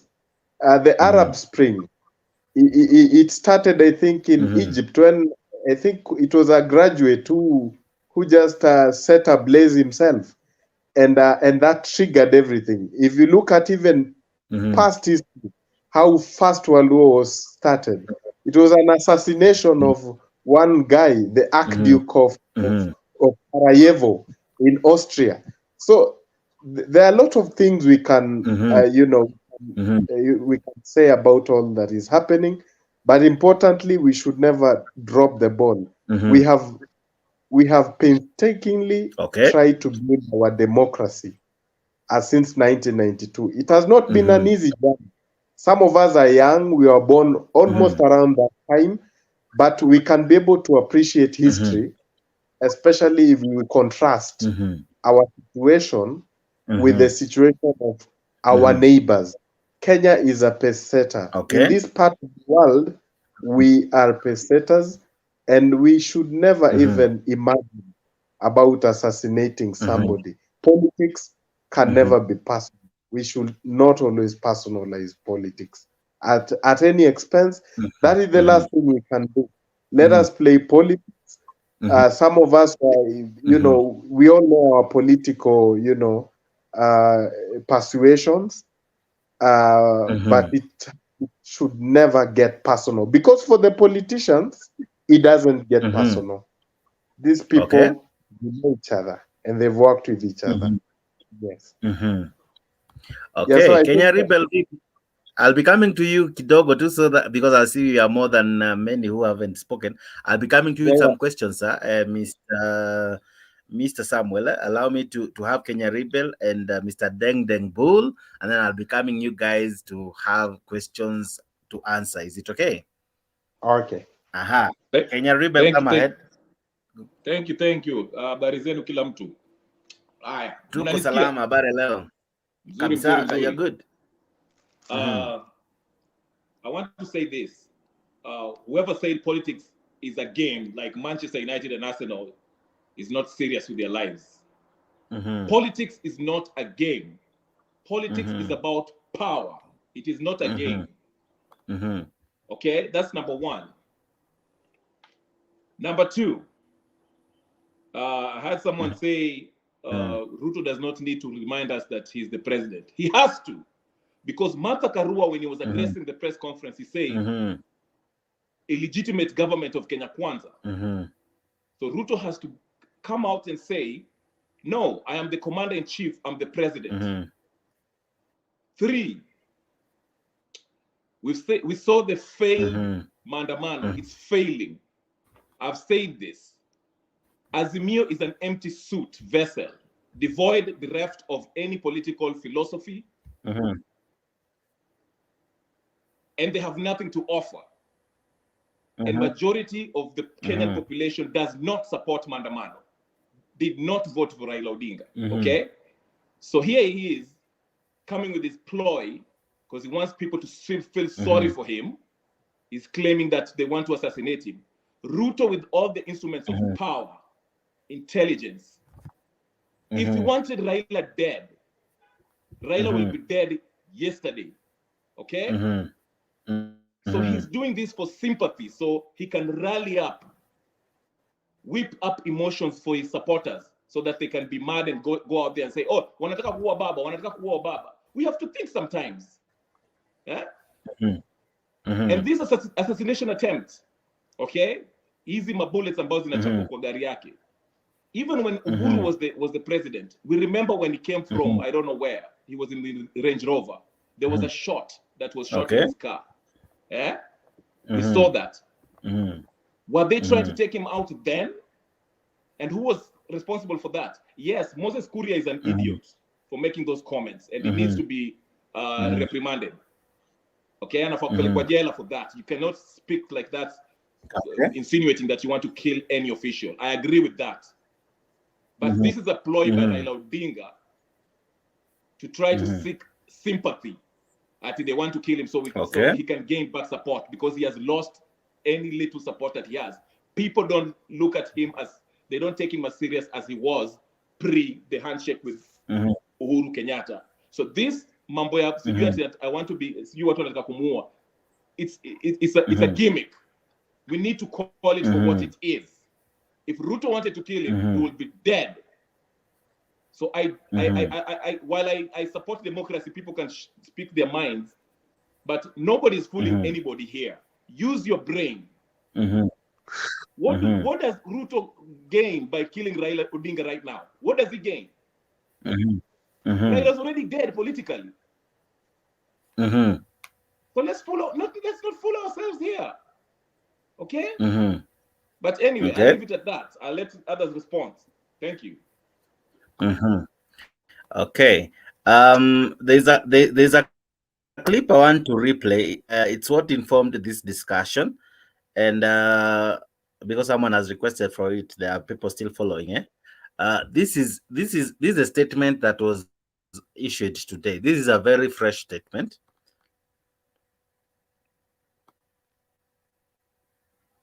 There we go. People think they are jokes. We have had information regarding the assassination of Raila Amolo Odinga, Stephen Musyoka Kalonzo, and myself. And these assassination allegations are very serious. Kibet Farouk, we are here to tell you that we know of your plans when you went to the GSU school, when you were involved in hiring special sharpshooters to shoot Baba on site, to shoot Honorable Kalonzo Musyoka on site, and to shoot myself. It has been very clear also that Kimani Ichung'wah, Moses Kuria, and Gachagua, they have come up and they have made it very clear that they would rather spend their days in the courthouse defending the deceased allegations. So we are not afraid. We have seen murders during Moi's regime. A lot of people were killed, and there was nobody to speak for them. So if anything happens to Baba, Kalonzo, and myself today, then you know who will be the four culprits. Also planning to take people. You know, we have been in this country when that statement has been made. If something happens to me, you know who to blame. And something eventually happens. We have been in this country when someone has said, my life is in danger. And sooner than later, the life is not even in danger. The life is gone. Yes, Kenya Rebel. Jake, who in the right mind wants to kill Kalonzo Musyoka? Wacheni ujinga. Who wants to kill Kalonzo Musyoka? Jex. Hello. Anyway, wacha nikakunywe chai. Yes. Kunywa chai kuja. I have questions for you because I want to Jex, I want to talk to understand kidogo. who is Farouk. Hello, Mr. Jex. Yes, Deng Bull, go ahead. I'm sorry to interrupt the speaker. Ule alikuwa naongea. No, you are not interrupting. You're the one who was to come next. Okay, can I wait or I can talk? Go ahead. Okay, Jex. No, go ahead. It is you. It's done. Yes. Okay, Jex, asante sana. Habari zenu wana... I hope you are fine, eh? Jex, kuna mambo zinaendelea ambapo hatuwezi jificha na hatuwezi ongea, hatuwezi ficha. Unajua kuna mambo mingi inaongeleshwa. Mtu kama Wajakoya has been in security whatever and has been alitoroka Kenya juu ya life yake ilikuwa danger kama huko alikuwa. Na tusidanganyane sana hapa. We don't have to cheat ourselves. Huyu Wajakoya anajua mambo mingi kulingana na nini mambo ya polisi. Hata kuna vitu mingi sana. Ukiona Wajakoya anaongea, ndio baba, hatuwezi sema ati Kalonzo anaweza kuwa na shida kidogo sababu Kalonzo ni mwoga. But one thing tuongee ukweli ni kwamba baba kuna maisha yake imekuwa threatened. That is one thing. Na ukisikia wanaongea mambo zingine kidogo, mtu alikuwa anaitwa nani, this former vice president yule alikuwa ameuliwa anaitwa Saitoti. Ndio. Alienda na alikuwa ameongea akawekewa sumu kidogo akauliwa na ndege. So kuna wale watu tu tunaongea, si kwamba I support the first speaker na ule mwingine, huyo mwingine wa mwisho sijakubaliana naye. Just nisikize tu kidogo. Sijakubaliana na huyu. Nakusikiza, endelea. Sijaelewana na yeye, hata sijakubaliana naye sababu maisha ya mwanasiasa yote is a leader is much more important than anything else. Sababu kuna followers wake. Tuseme kama Kalonzo Musyoka ameuliwa. Wakamba watasikiaje? Watasikia mtu yetu aliuliwa na nini na hii mambo allegations, hata kama ni allegations inatolewa na Wajakoya ama nani watu watatu hii. Mkiangusha hii mtu moja, wale community wale wanawasupport watarebel, watalete shida. So tunaangalia tu kweli kwamba hii watu wana supporters wao, na hatutaki kupeleka Kenya mahali wale watu wanataka.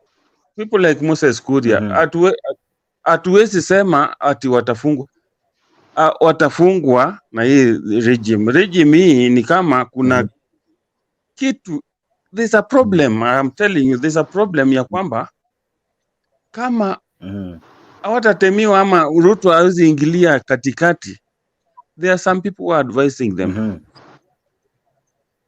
ya kwamba tufanye, but this one will not go wrong, will not go right with the people wale the supporters wale wakina Raila na wakina Kalonzo na wakina nani. Gari imebaki hapo moja. Halo? Endelea na unanielewa? Moja. Nakuelewa. Cannot confirm. Endelea. Kuna mtu okay, Jeff. Endelea, nimemzima. Okay, Jeff. Ama ni okay, somebody want to endelea. Endelea. So Jeff, one thing tunaweza ongea ukweli. I support these two guys wale wameongea nyuma ya huyo, ya kwamba we don't have to, tusijanganyane, we don't have to cheat ourselves, ya kwamba wakiangusha Raila, wakiangusha Kalonzo, wakiangusha Wajakoya, this will be okay in our country. Tunataka peace. Sisi as a common man, we only need peace. Kama wataongea waongee. Hii watu wa nini huyu nani? Halo? Hello, nakusikia. Nataka kukuuliza aje. Wanaongelea kuhusu Faruk Kibet. Wakiongelea kuhusu Faruk Kibet, wamesema Faruk Kibet anakuanga close to William Ruto. Mbona Wajakoya anamtaja Faruk Kibet?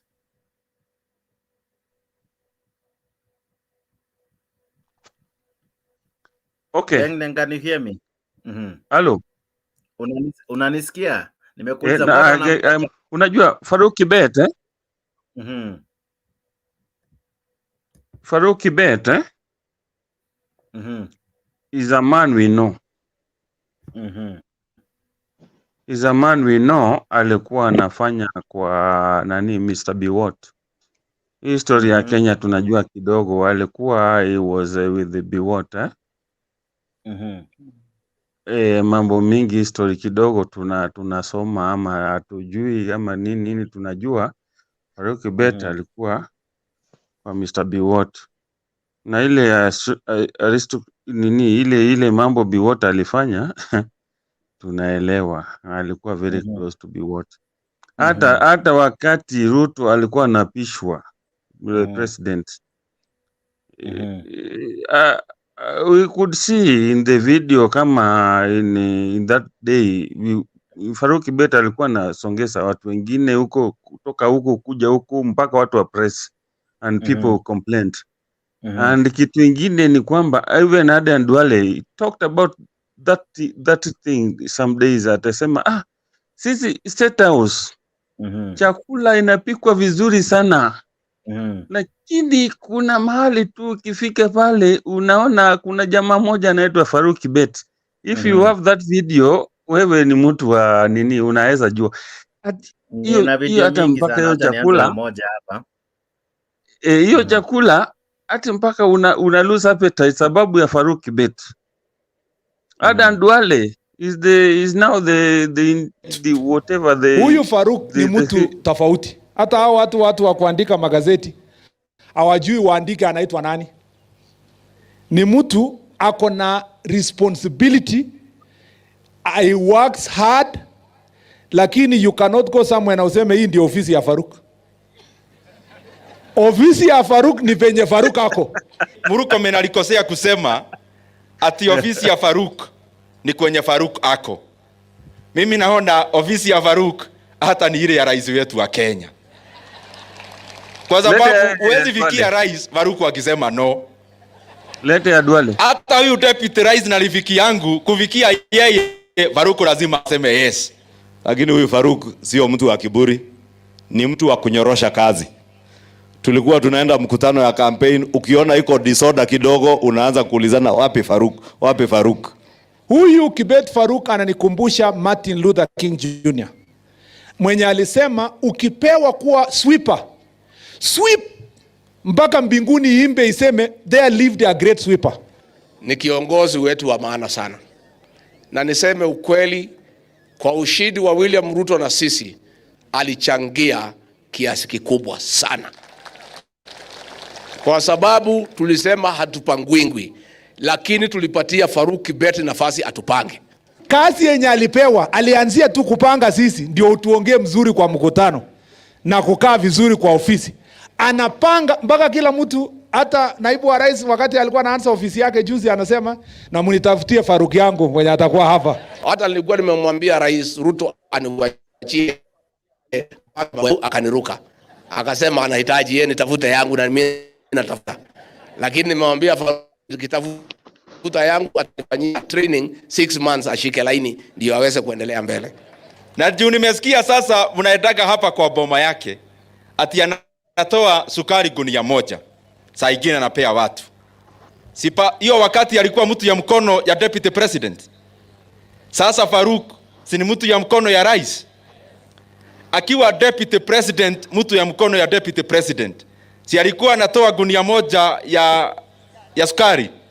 Sasa akiwa mtu ya mkono ya rais, si atoe gunia moja ya sukari na gunia moja ya mahidi, na ongeze moja ya uga ya ngano.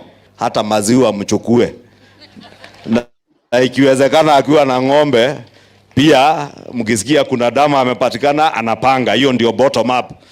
Dama inachukuliwa, anashika kijana ya area hii, anampea dama moja, analea, si ndio?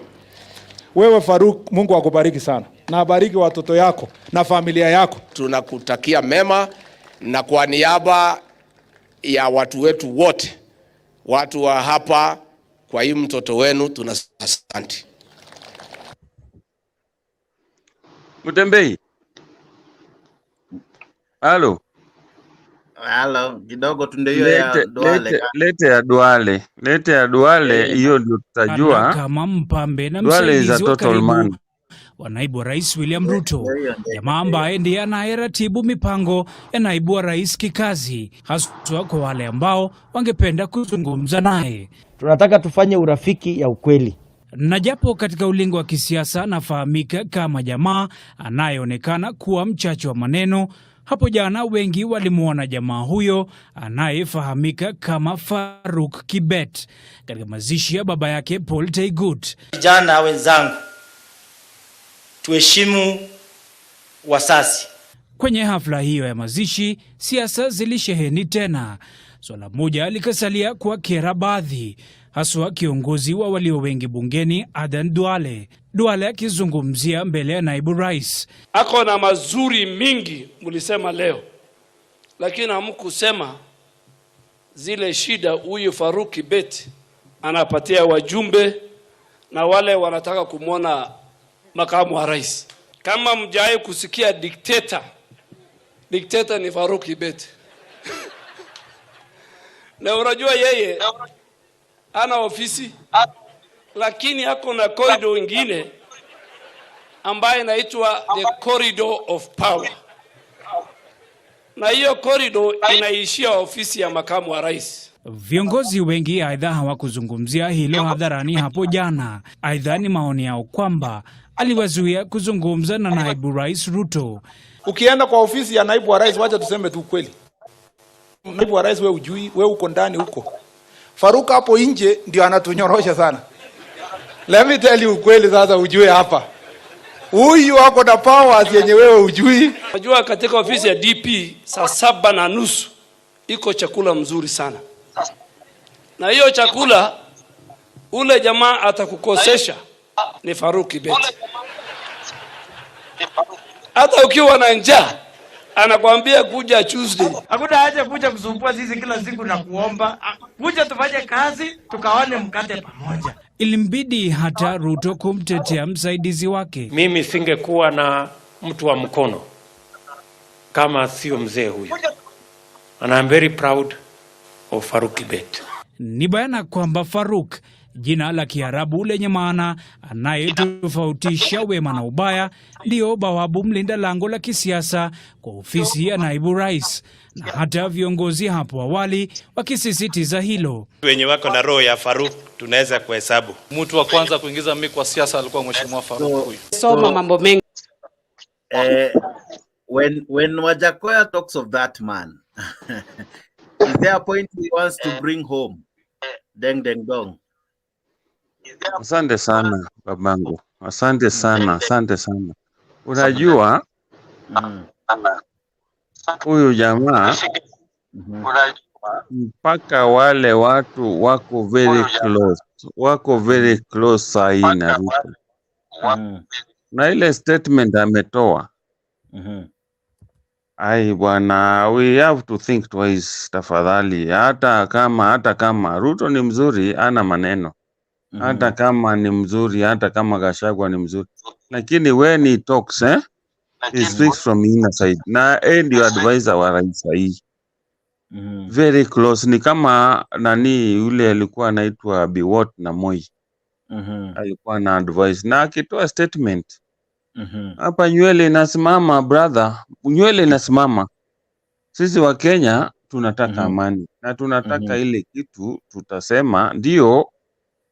Hapa kama kuna shida, wakati wa Uhuru kulikuwa na shida kidogo kidogo tu, lakini Uhuru naye hata kama wanasema alikuwa ni anapiga vitu zake kidogo kidogo tu, na hiyo mambo nini, naye na anarudi chini anasema hapana.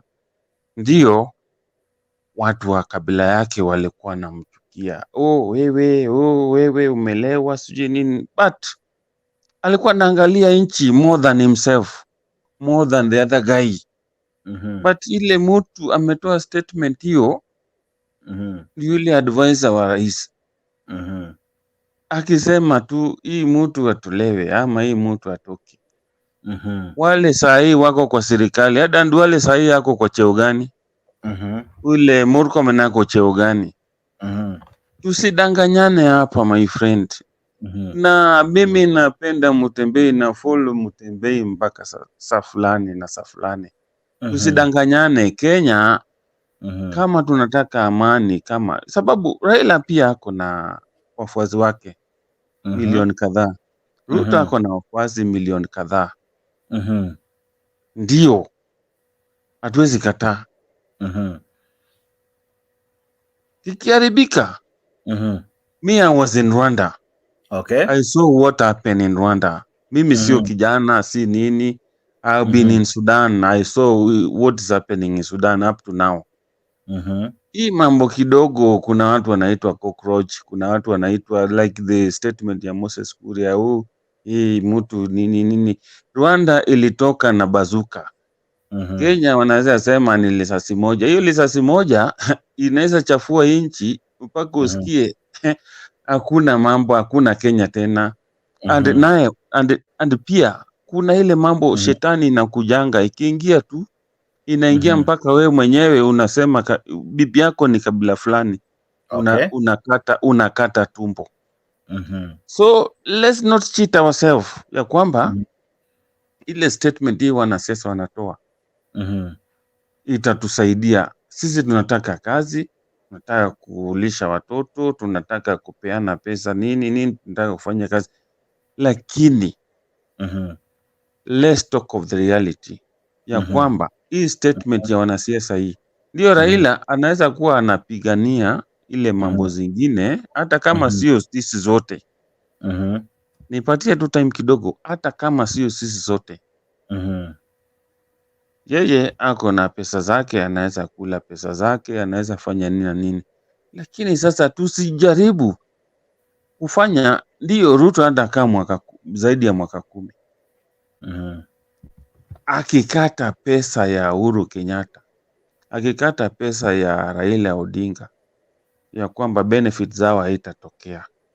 Mpaka napenda Mutembei you talk nini na upatie watu ukweli, ni kwamba hii kitu ile hata appointment ya government saa hii watu wana complain. Hata wewe kama ni mtu layman utaona kuna madaktari, kuna nani, we need one another. Kuna Jaluo daktari, kuna Mkalenjin engineer, kuna nani, kuna Kikuyu is somebody who can whatever, you can do anything. Hata wale wa kunyorosa magari nini mechanics. We don't have to do things in a way vile serikali saa hii inafanya. Let's not cheat ourselves.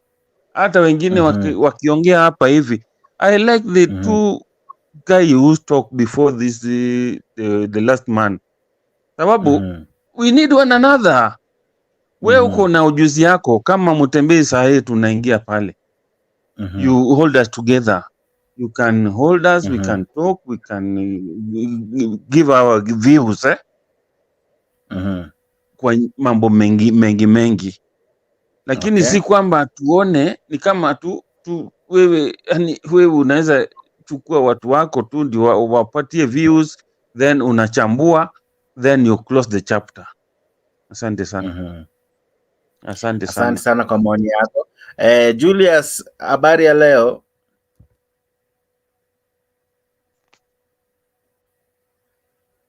Julius, washa mic yako. Julius Hakong. Hiyo jina ya pili. Julius, vipi? Sana. Karibu sana kwa show. Habari ya leo? Poa.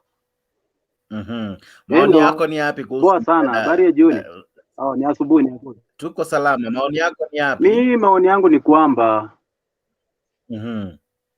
maoni yangu ni kwamba naona serikali na upinzani vile imeamua ikae pamoja, waongee, wacha waongee, at least hii serikali aanze kufanya kazi, kwa sababu wamejigundua kiburi yenye wamekuwa hata hawezi kaisha kana mzao waongee. Wao wanataka kurulu Kenya bila upinzani. Naona wamefika mahali wakaona inabidi waongee na mzee ndio waanze kazi, juu kazi hawajaanza bado, ni mdomo tu amekuwa kujipiga kifua, ambapo sasa nafikiri advice yenye Rais amepata mpaka wakaona sasa wafuate yenye Raila anataka, hiyo italeta amani Kenya, ambapo hii siku 30 yenye tangu waanze maongezi yao vile wataanza wang'ang'ana hadi siku 30 ikiisha wao wameongea vizuri ili maandamano isirudi. Na watu wanaosema kwamba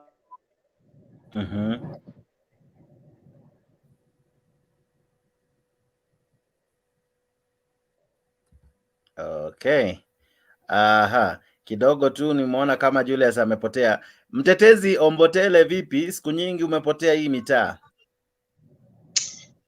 Kabisa. Habari ya masiku kaka? Niko fiti kabisa. Shughuli lazima. Maoni yako ni yapi kaka?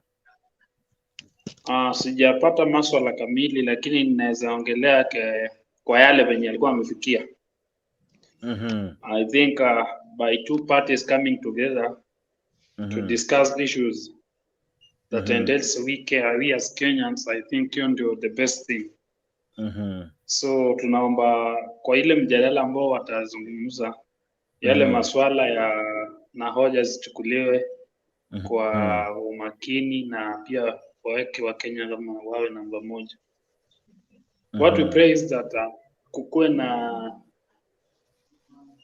a good resolution so that ikifika 2027 tusipatikane tena kwa mess kama hizi. Okay. Yeah, so I think the bipartisan watafanya mambo yao, so we are just waiting and wishing for the best. Okay. Julius, umerejea. Pole, sijui network yako ilikufeli.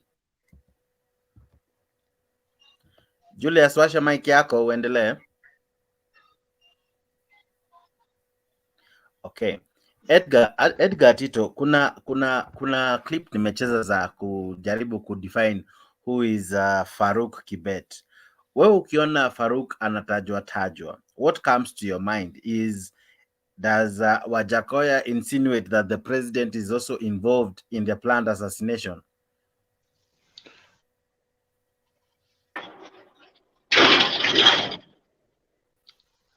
Jax, am I clear?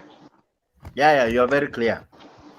Yeah, there's something that I would like to emphasize. Okay, when you see or when you hear Farouk's name is being mentioned, of course we know, when you mention Farouk's name, we know who you are talking about.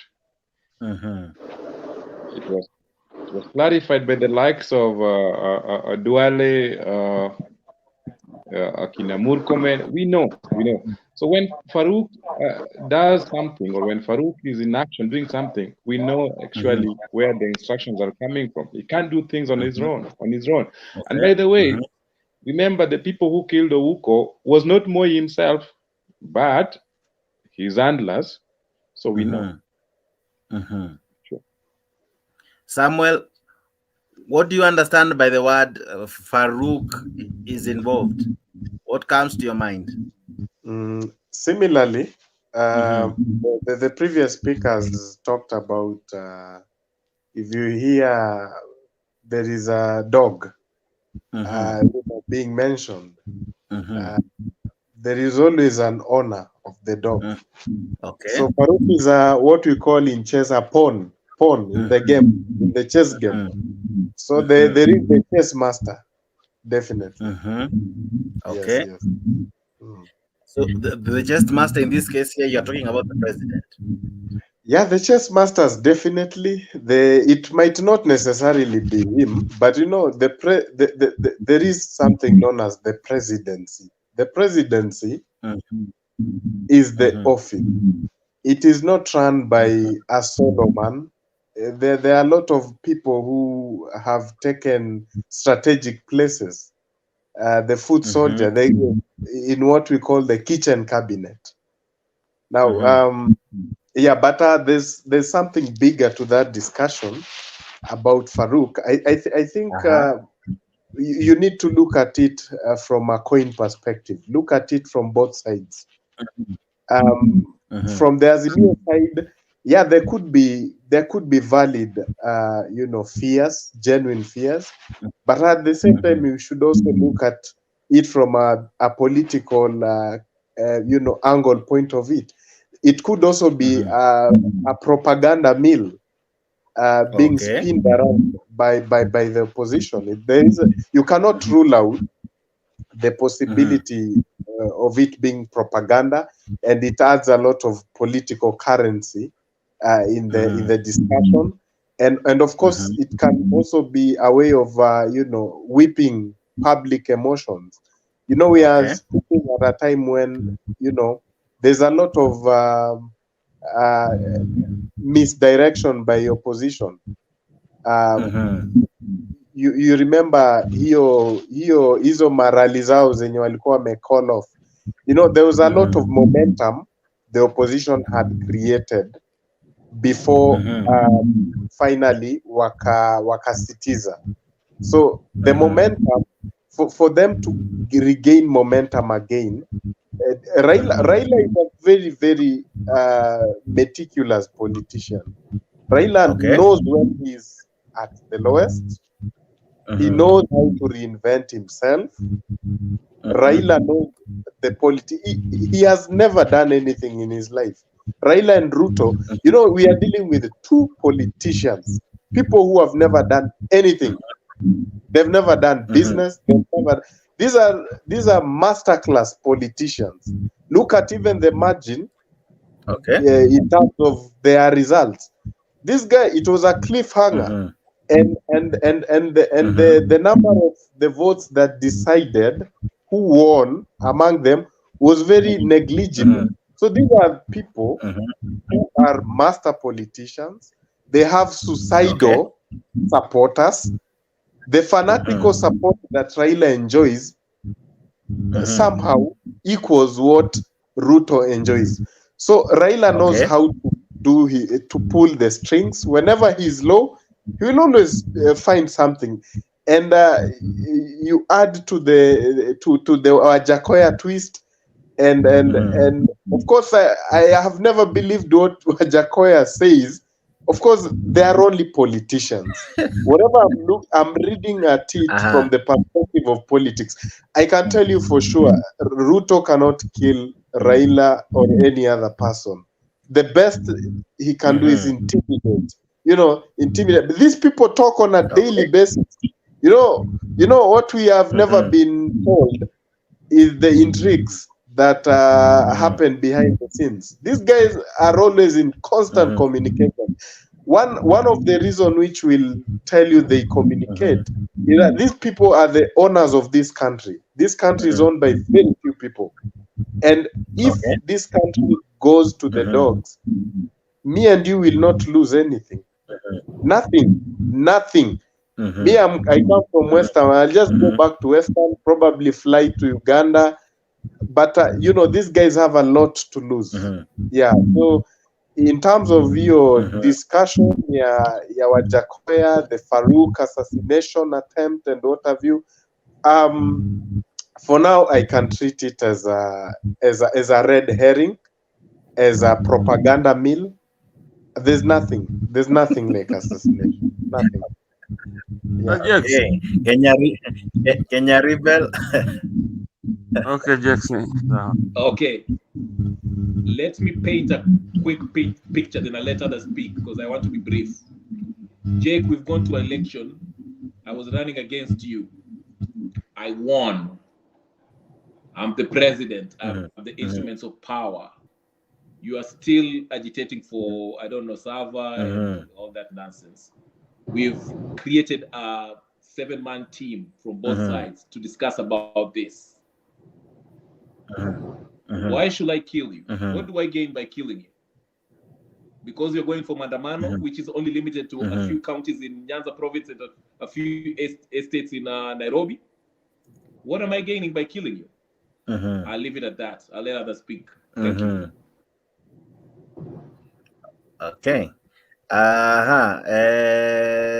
Before I give some three guys the first pick of the cherry, let me have Mboro for a few seconds. Mboro? Yeah, because I'll be busy in the next few minutes, I just wanted to say something. You asked a question, why the name Farouk is being mentioned.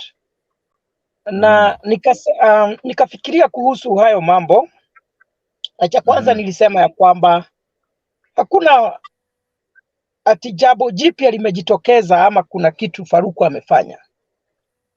Kile kinaendelea, Jakes, wakati unataka kuagusha mgomba, jambo la kwanza huwa unafanya ni kuondoa pillars. Ukiondoa pillars unaweza angusha mgomba kwa urahisi. Sasa the only way to weaken the president is to fight his strong pillars. Na hii yote wanajenga kutokana na maneno ya Moses Kuria. Na unajua wanasiasa, kuna mtu nimeona ameongea kwa hekima ya juu sana. Akasema hawa ni wanasiasa. They take advantage and opportunity, every opportunity that can give them mileage. Nikiangalia opposition or the Azimio team, they had no strong case. And that is why sasa wanahisi ya kwamba, you know, when I say they had no strong case, it is a strong case to bring a proa in such a way that they had in mind that when we call these protests, we are going to have protests across the nation. Now, because that did not happen, now they have gotten an opportunity to try to ignite their ground, which is very unfortunate. And finally, I want to say this, that Kenya, after listening to our leaders, and not only our leaders, even to us, the panelists, I have come to one conclusion, that Kenya is a country of reckless speakers, loose mouth. Sometimes we talk even on this platform, and I ask myself, must you have said that? You know? So that's how I can conclude that we have decided to be reckless the way we talk, and we have decided to be extremists, which should not be the case for our country. So thank you. God bless you. I'll be busy. I'll just be listening. Jax. Hello, Jax. Yes, Jax, wacha ni interrupt kidogo kwa the speaker ule ameongea saizi. We don't have to be sycophant, because ile mambo wakina Adan Duale was in government that time, Mr. Murkomen was in the government that time, na ameongea wakisema huyu mtu Farouk Bet alikuwa anawazuia. Sahi Adan Duale yako kwa serikali saizi. Tusidanganyane bwana. Usiseme ati loose talk. Hakuna loose talk hapa. Ile mtu wale watu walikuwa na muogopa. Unanielewa kidogo? Hii video umetoa, this media don't lie. Ile vitu umeweka pale, they don't lie. These are recorded things. Another Nduale talked, Murkomen talked, and the other guy talked. Tusidanganyane ati they must be nini. We don't have to be sycophant. This talk. So what is your point? What is your point? What is the major point? Tusidanganyane ya kwamba ati wewe unatetea Farouk ama unatetea wale wengine ya kwamba ati Farouk Bet ana ile ukali kwa president. Sahi ni president. You get me right? Na ile kitu ameongea. your point has not come out. I don't know exactly what you are getting from what I said. Maybe Jeff, Mr. Jeff, Mr. Jeff, do you get me? Yes, I do. Hello. Nakusikia. Bo rudia hizi video. Rudia hizi video ndio huyo speaker mwingine asikie nini huyo asikie ni nini inaendelea. Sababu mimi labda sijaona murudie tu kidogo ndio asikie ni nini what we know about Farouk Kibet, because he thinks just a minute, he thinks that he doesn't know Farouk Kibet ama anatetea Farouk Kibet ni kama ni mtu ajui we are not here to discuss the history or the past of someone or who not the past, not the past. We are talking about Farouk Kibet. Wewe huwezi tetea ile mtu na unajua ni dictator like the current ruling president. We are talking of not my statement. The nini talks about itself. The video talks about itself. Inafaa understand, sio kwamba unaongea ile kitu uelewi ama ile kitu wewe you can just talk at it. Okay, maybe you have a point but you haven't brought it clearly. That's why I'm saying. Murudie Mburu ile video ndio ajue. Mrudie ile video. Sawa. Kuna watu wako hapa. Sawa, kidogo tu Deng Bull. Mboro, yes, okay. I pray you understand him. You might not, but understand him so that we move forward. Okay. Please do understand him. Okay. Black, can I have you? Then I'll have Captain.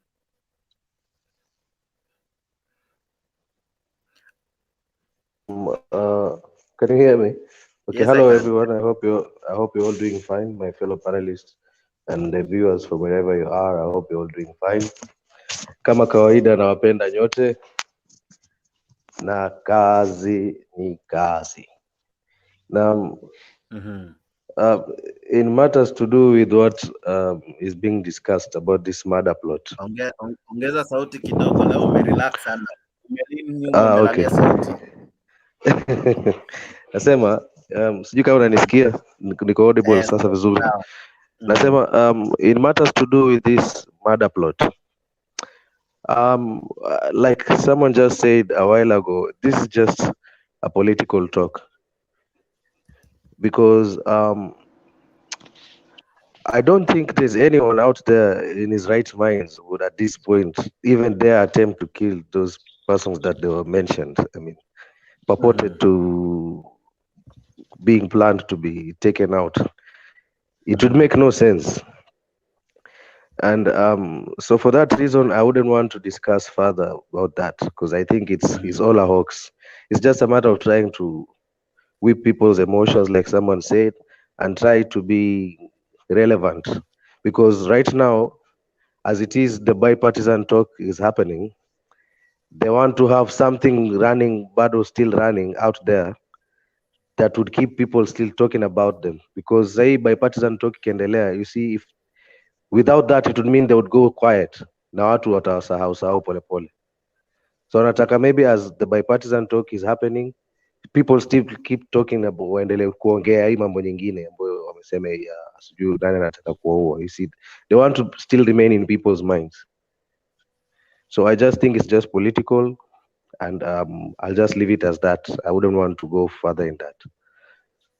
Before you even go to the next point, they also equally yesterday, I forgot to raise this. They also raised the issue of unga, that that unga that is cheaper is GMO.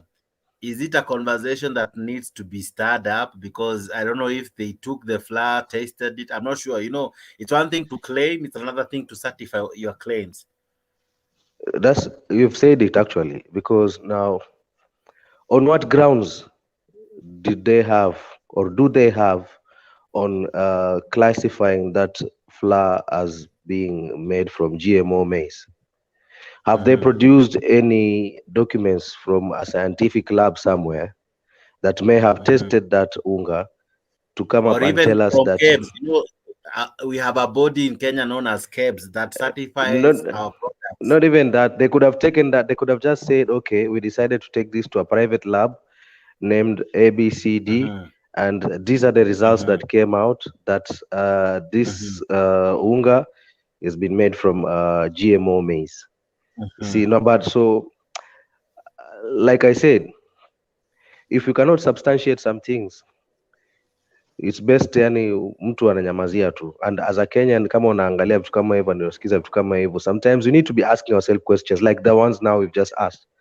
Did they get to taste that maize? If yes, then Yes, from can I say something? Edgar, I'll give you the right of reply. Let him finish. I'll give you the right of reply. I promise. Yeah. Edgar. So unless they produce that, we cannot. We shouldn't discuss that. We'll just be giving free airtime to hot air and wild goose chase. Okay. Like yeah. So should I proceed with what I was saying? Yeah, please do. Okay. Now there's another matter that came up today about two gentlemen that had taken an issue to court about the former presidents being allowed to actively participate in politics. I don't know if you have a video, maybe Jakes could play. I'd appreciate. So in that perspective, they would want to have Uhuru actively back in politics. Now, that is a matter that I would also wish that perhaps my fellow panelists and the viewers back home, maybe we could also somewhere, somehow try to find a way to discuss about that, because that's a very sensitive issue. You know, once a retiring president or a president that has served his 2 terms gets out of the office and then is allowed to get back into active politics, that can be very dangerous. Extremely dangerous, because you can imagine now, if let's say now Uhuru now, for instance now, because he's the current president, the current former president, knowing that anaenda kuretire, you know, they would just set up loyalists, let's say in the military, set up loyalists in various agencies, and then upon finishing his 2 terms, come back and start opposing the government as an activist, and then maybe activating those loyalists from those, let's say in the military and all that, and maybe even try and bring up a coup. I mean, it could be very dangerous. And that reminds me, I found the video that you wanted me to play yesterday. I'll find a way. We'll have it in another show. But It's okay later on. Yeah? Okay. Now, so I don't know if you can play that video about the court about the 2 guys that took the issue to court on that matter. The one from Moikwara. By Odero, I don't something Odero. There are 2 gentlemen. I can't remember the name. One I think that you have said. Right? Yes. Time and Benefits Act for limiting the political rights of a former president. Peter Agoro and Damon Onyango argue that pegging a former president's retirement benefits to his non-participation in politics is an abuse of his rights. This comes at a time legislators may soon be confronted with a decision on whether former President Uhuru Kenyatta should be denied his retirement benefits for engaging in active politics in his retirement. Sam Gituku looks into the clauses of a 20-year-old law that could stand in the way of the former head of state as his political wars deepen. When he marched to the Jubilee Party headquarters in Elisha, his main interest, as he put it, was to defend the rights of members of the former ruling party. Sisi hakuna kitu tunauliza, hakuna kwa mtu tunaenda, hakuna cha mtu tunauliza, tunataka tu haki yetu. He was here to make a statement that he was still the party leader. In the days following, a notice signed by the former president invited a Jubilee Party National Delegates Conference scheduled for May 22nd, prompting a faction associated with the Ala MP Kanini Kega to kick Kenyatta out and installed nominated MP Sabina Chege as the acting party leader. For more than 6 months after ceasing to hold office as president, the former party leader ceased to hold office as the party leader of Jubilee in March 2023. Kega relied on the Presidential Retirement Benefits Act that bars a former president from taking part in active politics 6 months after leaving office if he were to continue reaping retirement benefits. The reason we talked about 6 months in the Act is that those 6 months are enough, one, to ensure there's smooth transition, two, the president may also have run candidates in the previous elections, and so there's time for him then to put his house together before he hands over the reins of power in his party. The Presidential Retirement Benefits Act in Section 4 provides that the National Assembly may pass a motion supported by a majority of 2/3 of the House to resolve that a retired president shall not be entitled to the whole or any part of the benefits. The grounds of such denial are if the president, since retiring, holds office in a political party 6 months after retirement or actively engages in political party activities. Article 38 of the Constitution, however, allows every citizen to make political choices, including actively participating in political party activities and even campaigning for such a party or a cause. My question is it reasonable to limit the political rights of a retired president? When I jog my mind around it, my answer is no, because the president is Kenyan, is a citizen, has political interests. The Presidential Retirement Benefits Act was enacted in 2003 following the retirement of Daniel Moi. Section 4 and 6 were put in place to check on his political activities. He resigned from the KANU chairmanship in February 2005, more than 1.5 years late, when he handed over to Uhuru Kenyatta. So a lot of them have, rooting in how we wanted to manage that particular president when he retired, and because of the politics of that time. We had the late also retired President Mwai Kibaki, who did, yes, fit within this law. But again, perhaps that was his choice. He wanted to retire quietly. But also we know, as a president, he was a sort of a reserved president. Were Parliament to pass a motion to deny Kenyatta of his benefits, they would have to consider Article 151, Sub-Article 3 of the Constitution. It provides that the retirement benefits payable to a former president, the facilities available to, and the privileges enjoyed by them shall not be varied to their disadvantage during their lifetime.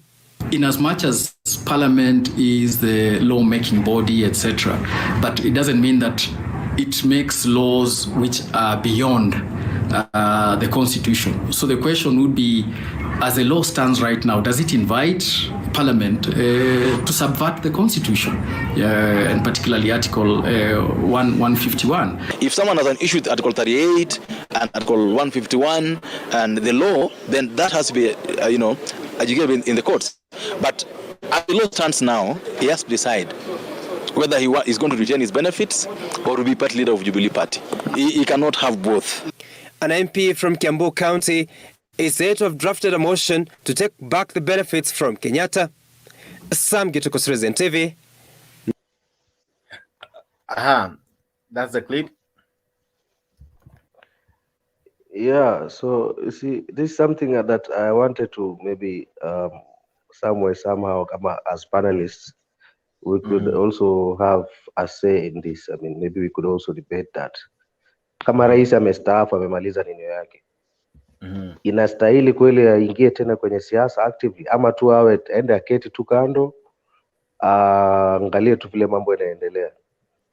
Ndio mimi nikatoa tu hoja yangu, narudia kwa Kiswahili kwamba iwapo kwa mfano kama sasa hivi ile akona issue zake na huu rais wa sasa, unajua rais atakuwa akijua kwamba anataka kumaliza awamu yake ya pili, huenda akaweka watu wake kwenye jeshi, wafuasi wake, recruitment na nini. So by the time akija akitoka, akiwa anafanya hizo shughuli zake za active politics, akiwa anaona okay sawa, imefika mahali amewekwa kwenye ukuta, kwenye kona mahali hivi na anataka kugandamiza, kwa mfano tunatoa mfano tu, inakuwa rahisi kwake yeye kutumia wale pengine wale afisa wake wa majeshi ambao waliweka mahali fulani, then kuleta pengine mapinduzi ya kiserikali, unaona vitu kama hivyo. Because hii ni Africa, mapinduzi ya Africa, it's something that it's very common.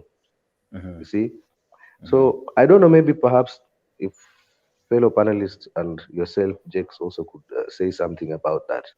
I find that to be very unsafe.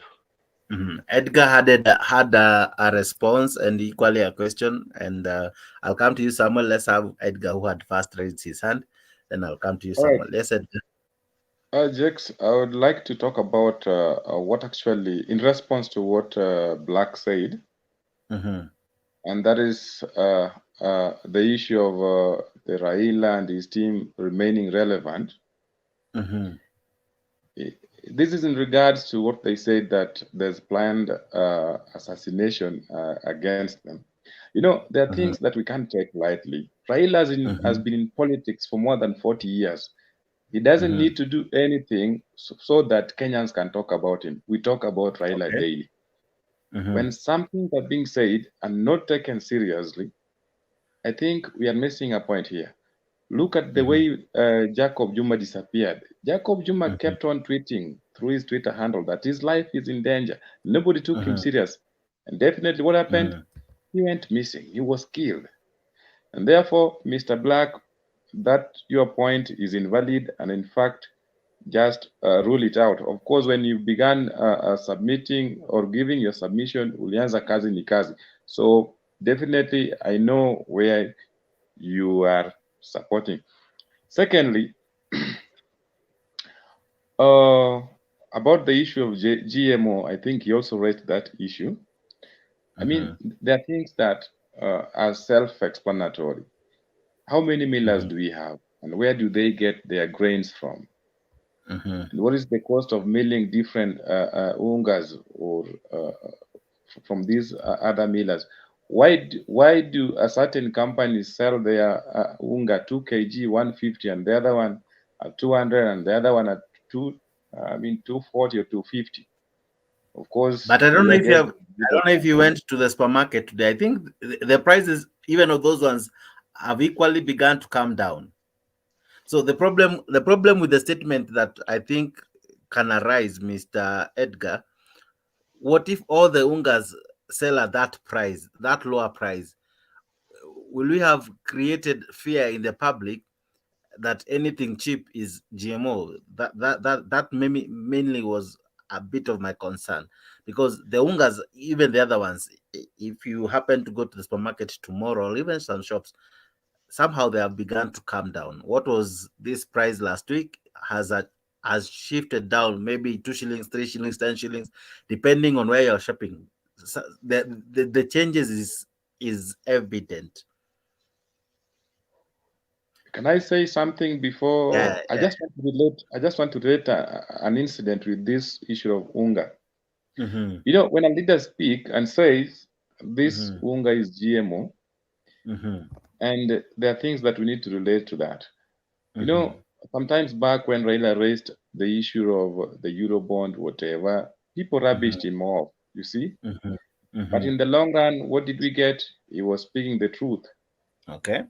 So until that is proven that indeed it is GMO, we can just suspect they may be wrong or may be right. But as at now, we, the people who believe in him, as someone who is straightforward, will take it as true. Let Black doubt him. Another thing, now this one is in relation to the clip that you've just played about Uhuru participating in politics, being denied his rights. I mean, here I think it's more technical, because the same constitution give any Kenyan a right to participate in politics. At the same time, being a former president, you cannot engage yourself in politics. Apple, we can leave it to lawyers or those who understand laws better than us. But at the end of that clip, I was listening to it very keenly. It says, a bill has been drafted by an MP from Kiambu to deny Kenyatta his benefits. There's something that Kioni said, that Kikuyus are being used to fight Kikuyus, and Kikuyus are being used to spit fires that are being used to cause chaos in this case. Why would a Kikuyu MP or an MP from Kiambu, to be specific, draft a bill that will deny Uhuru his benefits? Let it go to Parliament. Let them interpret the laws. Good question, and I think I'll give it back to. Now Samuel had raised his hand before Black, but before I give it to Black, I want to take all of us back, kidogo. You remember the issue of BBI failing was Uhuru, in his capacity as a president, cannot initiate an initiative to change the constitution, and they said if he was a mere citizen, then he could. Now that brings this question: he's no longer a president; he is a citizen now, or some may say just an ordinary citizen or a former president. I think one thing the courts said then, his rights have not been withdrawn now that he's a president, because he votes like any other person, just like judges do vote. So his democratic right to participate in political matters or in public matters concerning maybe an electoral issue have not been withheld now that he is a president. But the question would now mean, does he need to enjoy the park now that he has retired? That is an interesting question that I would want to see how the court rule upon it, because by the end of the day, at what point does one retire from politics? What do we mean when we say someone has retired from politics? Because sometimes even having an opinion on something can be termed political. At what time will they gauge that this is not active participation in politics, this is active? So such balancing of that will be interesting to see how the court rules. But Samuel, you had raised your hand before I give it to Black again. Okay, thank you, Bana. Yeah, Black has elicited a conversation in terms of what's going on in the country, in terms of how every citizen should exercise Article 38. Article 38 provides political rights of every Kenyan.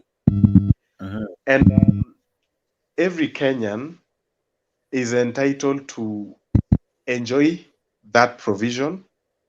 And in terms of enjoyment of political rights is connected to how it is exercised. Okay. For instance, if we say you have freedom of expression, how do you enjoy that freedom? It's by exercising, you say, free speech without any hindrance, etc., etc. So, in my own opinion, Article 38 not be limited to retired president. You cannot limit that right. Of course, there is Article 24 on limitation of rights. I think it's 24 or 25. They're only every rights can be limited by the Constitution. Now we have two categorization of rights in terms of limitation. We have absolute rights, which cannot be limited, and we have qualified rights. The only rights you cannot, they are not subject to limitation. They are, you see, rights to habeas corpus.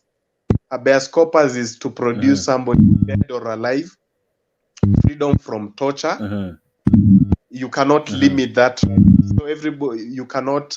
Those are rights you cannot take away from somebody. And I think by far and large, the rights to life, they are, absolute rights. Now, I think this kind of discussion comes at a certain context, political context. We shouldn't forget that there is a problem between a political problem, actually, or a tussle between the government of the day and the opposition. Unfortunately, the former president who happens to be on the side of the opposition. So I think whoever is coming up with those provisions is using the law, certain laws, or they are trying to use parliament to push some agenda so that they blackmail Uhuru not to give impetus to the Azimio, the clamor by Azimio. So I think in a way it's a, you see, this is a law. We only have one retired president. We don't have like 20 retired presidents. This is a law, imagine, which is being crafted. The intention, they want to craft it for one person. So I think I agree with Bob Mukangi on that clip. That is a constitutional lawyer, and he interpreted very well. Even if Parliament goes to court, even if Parliament passes another bill, you see, to deny Uhuru benefit, Uhuru can still go back to court and petition courts, you know, prayers perhaps to say that his rights have been violated. Article 38 is very clear. He has to enjoy that right. So this the issue of parliament, it's done out of expediency. It's not genuine. We only have one retired president. Number two, there's also a you say a retired president might have people in the forces, strategic places. That one is not, you cannot argue like that. You cannot argue that, you know, he has capabilities, you know, firepower. The firepower is vested on the person who is the president of the day. It's very difficult to unseat a sitting president. Now, let us look at this. We should not be amending laws the way Njonjo used to do with Moi. Like, comes up, thinks about something for expediency, goes to parliament, changes the law to suit a certain context. The days when Njonjo, you know, even declared that, I think it was Akina Kamodo, thinking that the president can even die. It was treasonable. You could be charged with treason. Then there was this issue that affected Jaramogi, that if you defect from a party that sponsored you to parliament, you automatically, you know, lose your seat. Those were the days when you see politicians they use the laws for their own political expediency. As I think I'm at that point. Second point, just a rebuttal to Edgar. Edgar, you talked about there was an issue you talked about the GMO, the GMO discourse. I wouldn't say that the GMO. I wouldn't delve into the merits of whether the bunga is legit or not. One important thing that we learned from, you know, this discourse is that I think Kibaki did a lot in this country to strengthen institutions, to ensure independence of public institutions. And that's what we call public sector reforms. One problem we are having is that we have started eroding the potency of these institutions. There's a reason why, for instance, an institution like NCIC exists. There is an entity like KEBS has its own importance. If you look at these, you know, first world countries or developed countries, one of the overriding, you know, principles is respect for institutions. Even if you're a president, you cannot differ from perhaps findings or recommendations that have been proffered by constitutions which have been established by institutions which have been established by the law. So one thing we need is about strengthening our institutions so that they are independent. We need a lot of independence of these institutions so that if for instance, KEBS is able to certify that the maize that has come into Kenya is consumable, we cannot differ from its recommendations. We also need to get to the point where the disputes we are talking about, like for instance, this matter of Uhuru and what have you. I think we have also institutions. We have like the office of the registrar of political party. We have the tribunal, the political dispute tribunals. We don't need to vest all powers in one arm of government, and that's the presidency.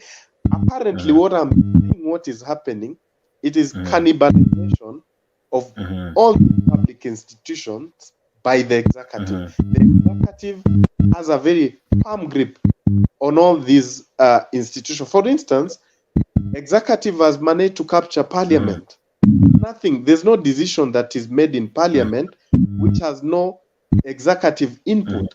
Wetangula and Kingi, they have to look the other way, look at what Ruto is thinking on a certain matter before making a decision. And that's what happened today. There's a clip you can watch about the ruling of Sabina Chege as the deputy minority.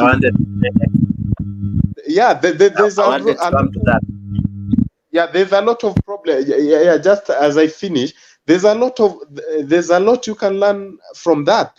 Because, for instance, this is a very simple issue where the minority coalition gives direction, just communicates to the speaker that we have had changes. This is an in-house thing. But Mpango again wants to proceed with that matter inside parliament. You see, that tells you that even the discourse about Jubilee, wanting President Kenyatta not to do ABCD is very political, and it can and look at what happened today and the Wetangula ruling and the current, bias. You can be able to point back the arrow to State House. These decisions are made in State House. So whatever we are discussing about, lastly, about the issue of president not enjoying, you are like putting him into a dilemma to choose whether to enjoy the retirement packages or exercise his political rights. So it's like you are robbing, and at the same time trying to manipulate him with something. Okay. I'll ask you to check your mic. I don't know why it has like a funny sound. Samuel, check on your mic. I don't know why inatoka sauti funny. But I see Black has his hand up. Yeah, just briefly. So, hello.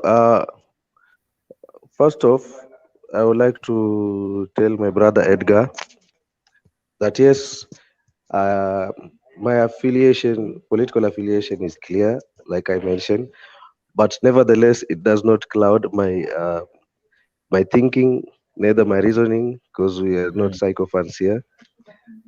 We point things straight down the middle.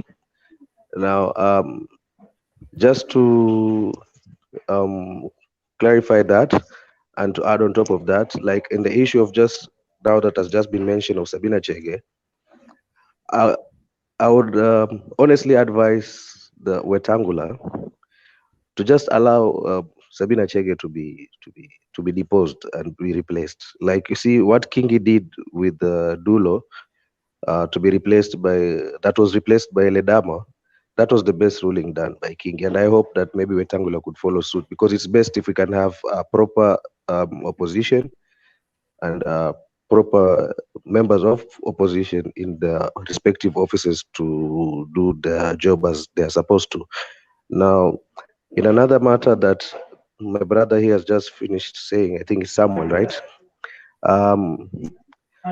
I think we ought to realize something, that these laws do not only apply now, because these are laws that are there to stay.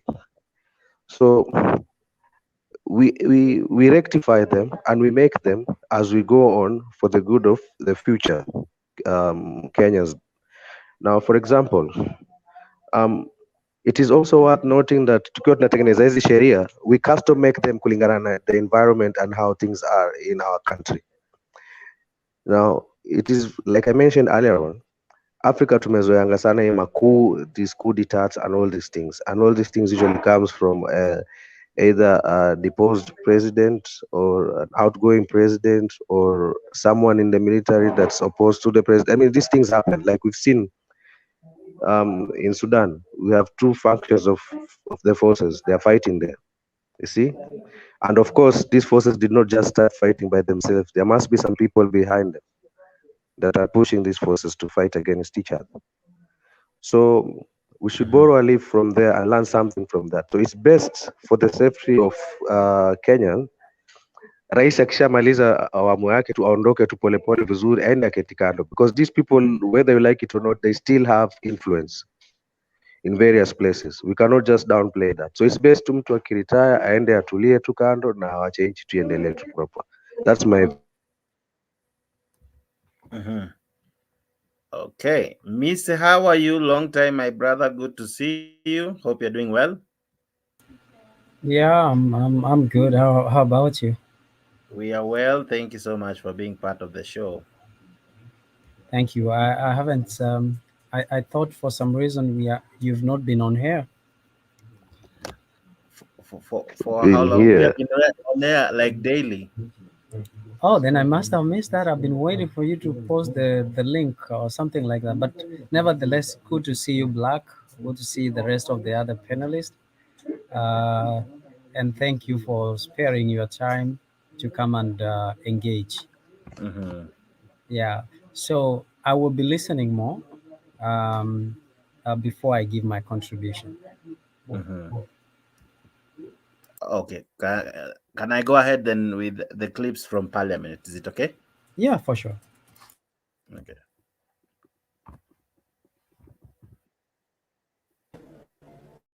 Let me commend Honorable Walter Owino for raising that issue. Because, Honorable Speaker, it is indeed true. Jared Okello. Jared Okello, the member for Nyando. And you know, Honorable Speaker, Nyando is a constituency very close to my heart because their former member of Parliament, Fred was a very good friend of mine, and I have had occasion to visit Nyando constituency with the Honorable Outa a number of times. It's only that the current member has not invited me for fear of the unknown. He has raised a very important issue on the security of members. And it is indeed true, Honorable Speaker, that as the chair of the Parliamentary Service Commission and the Commission, you have a responsibility in ensuring that all our members of Parliament are secure, especially when carrying on their work as members of Parliament. Time in the life of Parliament, I was among the first victims of security withdrawal by the handshake regime. Honorable Speaker, I did raise that matter on the floor of this House. And I remember then a number of our friends who were supporting the handshake regime, especially those within ODM, celebrated the withdrawal of my security. That of other members who they then, in a very derogatory manner, referred to us as Tanga-Tanga. And given security to Tanga-Tanga with. But Honorable Speaker, I will not fall into that category of celebrating the apparent withdrawal of security officers to members of Parliament. However, Honorable Speaker, we must also responsibly use, Honorable Speaker, if you can protect me from the Honorable Babu Owino and the team around you. And the party leader, Jubilee. Yes. Honorable Speaker, I was saying I want to avoid the route taken by my colleagues in ODM to celebrate the withdrawal of security. But I was also saying, as much as Honorable Speaker, we are entitled to security. And I remember that time they told us that you are secure. You don't need policemen. The police have ensured that everybody within the country is secure. Okay. And we stayed for almost 4 years without security, Honorable Speaker, because of our political persuasion. And I would never support the withdrawal of a member of parliament security on account of his political persuasion. However, Honorable Speaker, we must also, as members of parliament who enjoy that rare privilege, that when most of our constituents are being terrorized by thugs and there is rampant insecurity around the country, we enjoy that rare privilege of having armed officers with us.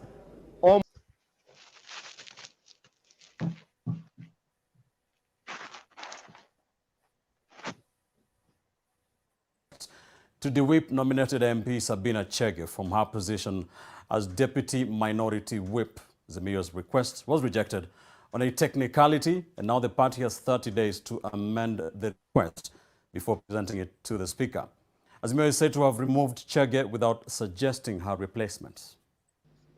That the communication received from the minority party with regard to the replacement of the Honorable Sabina Chege as the Deputy Minority Whip is incomplete and therefore does not comply with the requirements of the Standing Order 20A of the National Assembly's Standing Orders.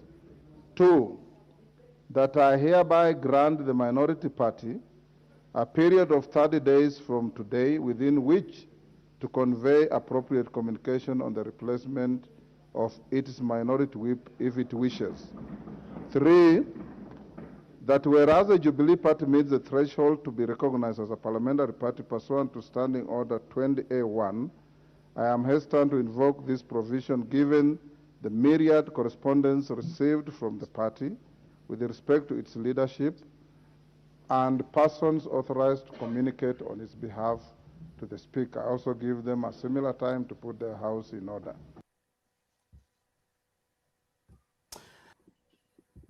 Okay. So Samuel, that is the clip of today's proceeding, and it was interesting. We even had members of parliament walking out after this ruling. I don't know if you saw that. Yes, I did. You know, and I know he's a young man.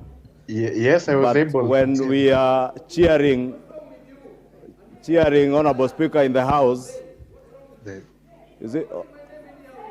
Order, Honorable Babuino. Order. Order, Honorable members. Order. Order, Honorable members. Order. Go ahead. Honorable Speaker, you know, Honorable Speaker, we are a house of order and decorum. You know, Honorable Speaker, why I rose on a point of order is because I noticed something, and is rather uncalled for, the tirade by the Honorable Babu Owino. Because it is a fact that he's a young man, and he's a young parliamentarian. And he's an example, he ought to be an example. He ought to be an example to those young students in the gallery. Honorable Speaker,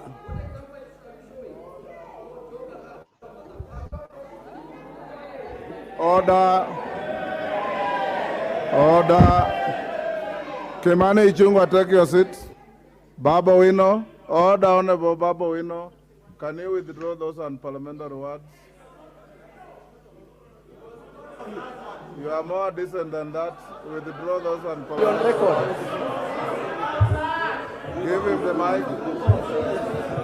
Honorable Speaker, I withdraw, but I don't apologize. Honorable Baba Owino, you've been a senior student leader. Those students in the gallery on the speaker's side, on the public gallery, look at all of you here as an example for mentorship and to emulate. Even in the heat of the moment, avoid using unpalatable words that your families are watching, the whole country is watching. It is not right.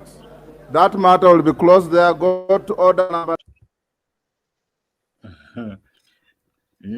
That's our parliament, gentlemen. And finally, the very final clip. And they chose to walk out.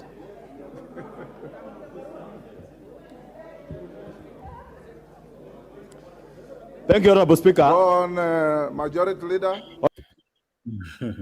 Samuel, you can go ahead. Yeah. Thank you for the opportunity once more. What I'll start with the first clip. It was about the security of members of Parliament. I think it's imperative at this point that we start discussing about the conduct of government. For instance, Kimani Ichung'wah is currently the leader of majority in Parliament. There was a time when he himself and the Tanga Tanga team was so demonized in this country, and they were also persecuted, including withdrawal of their security team. I don't know if they are, exercising amnesia. Is this selective amnesia? You see, this is what the other regime did to them. They are also again revenging. I think this would have been the best time for parliamentarians, or rather this government, to ensure that they reverse or they are able to make amends to areas where they thought were not okay. For instance, I remember when William Ruto was sworn in, and he said that never again will we go to violence, never again will we ever use police to do what and what. So I think this is the opportune time to make amends. And most of us, perhaps even if we didn't vote for the current regime, we thought that okay, let us forget about the political contestation. This is a time we can, rebuild this country. But again, it is the same script. Unfortunately, the police in this part of the world, Africa, it's what we call regime policing. It protects the interest of the regime of the day. Whatever police are doing currently, it is in sync with what the regime of the day wants to be done. So I think that's a very dangerous trend. Again, as I will reiterate, as I said earlier, that we need to strengthen institutions. The journey to public sector reforms, institutional reforms in this country was not easy. And we need to ensure that these institutions are threatened. In terms of the Wetangula ruling today, again, there is a pointer toward the executive, extending its arm, and in terms of control of Parliament. That is dangerous. Of course, these three arms of government, they must, of course, be interdependent, but again, also autonomous in terms of decisions they make. We do not. A case in point is Senate. There was a ruling recently by, there was a ruling, a vote taken by senators, and majority of them, they voted to deny counties funding. 22 senators, and that only tells you that there's a problem, that the interest of executive, they take precedence over even the independent decisions of these parliamentarians. So I think the speaker should be like a judge. The speaker of the National Assembly, first of all, unlike Senate, the speaker of the National Assembly, one of the constitutional, requirements, he must be a lawyer, and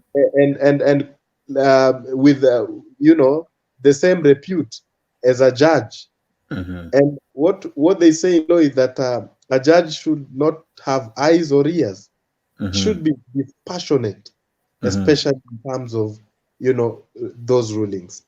Whatever the Azimio did was notify him, technicalities. They are the technicalities of the yesteryears. Like, for instance, those days when, you know, the law used to, you know, require you to serve the sitting president with a petition, an election petition, personally in person, for you to, for him to be entertained in you know, in the election petition. So I think these technicalities, notwithstanding, but the big issue is that we really need to relook and reevaluate the independence of Parliament. Parliament is the lawmaking organ. It has to be independent. Parliamentarians are representatives of the people, not representatives of the executive. First, it is, you know, the powers that they are exercising, they are delegated powers, actually. It's not their powers. They are borrowed. They are exercising borrowed authority directly from the people. So it is very, very unpleasant when you find situations where parliamentarians are doing things which we have not instructed them to do. I stop it at there. Black, I see you raising your hand. Yeah, I'm glad I had Samuel bring up the issue of how the 22 senators voted for the county allocation for funds. Then it's instantly brought up a memory of what the previous government had done. Do you remember when they were about to pass a motion and Senator Malala was actually kidnapped, not really killed. Yeah, I don't know if I can call it kidnapped. And he found himself in Kakamega. Is it Kakamega? Yeah, Kakamega. And a few other two were arrested in a very dramatic way, just so that they could not pass a vote. I do remember. Do you recall that? Yeah. I don't know if our fellow brothers and sisters from the other side remember that, because they are very quick to forget that. I mean, that was the highest order of impunity. I mean, how could you do that for a government? And they were in support of that. It took Orengo, who is in opposition, and I think is it Madzayo, to stand up for for Malala. Yeah, Mutula Kilonzo. Yeah. To stand up for Mutula Kilonzo. I'm sorry, Mutula Kilonzo and Orengo, who stood up in support of Malala, and they all and other factions like the Murkomens and the likes, and they ended up pushing the speaker to postpone the motion until these senators or these house leaders were presented back into the Senate for them to pass the vote. You see, now why am I bringing this up? I brought this up so that I could sorry, kurudisha tena watu nyuma kidogo, kuwakumbusha the reason as to why having Uhuru back in active politics could be very dangerous. Because this man was capable of doing that. So having him back in active politics could be detrimental to the nation. So it's best that he just retires quietly and allow the nation to follow the process, due process in regards to in matters politics. But Black, repeatedly over and over again, this man has been mentioned in wrong ways by Kenya Kwanza. Repeatedly, they have attacked him. Repeatedly, they have destroyed even property associated to him. Repeatedly, they have blamed him. Honestly, even as a human being, not just as a former president, don't you think he has a right to defend himself? I've just given an example of what he did. You see, I don't want to say categorically that he is the one who did, but you see, he is in charge of these agencies as the boss, right? He was running the nation. a leader of in one of the houses, we call it the upper house, Senate, is being kidnapped and being taken all the way to Kakamega with no charges at all, and then being left there. Why? Because I think there is some sort of a rule that if some certain members are absent, then some certain members come in line. I think nominated senators come in line to pass a vote. Delegated. Yes. Now, those delegated members that would have taken over in place of the ones that were absent were the ones that were seen to be loyal to the government of the day at the time, and that being led by Uhuru himself. You see now, if the president at that time could go to that extent, we've never seen that in the past. Has anybody ever seen a member of parliament being abducted just so that he may not be able to pass a vote? This is the first time that I saw that. So I hope that as we debate these things, we try to also remember what this current administration went through. So by the time we're trying to point fingers, I'm not saying that two wrongs make a right. I'm just trying to put it out there and try to paint it out for them to realize where this current administration is coming from. That's all. I'm not justifying what is happening. I'm just pointing the picture out. Okay. Alex Media, naona unanichokoza everywhere, from comments to WhatsApp to everywhere. Nitakupeleka ile place, but sawa. Karibu sana.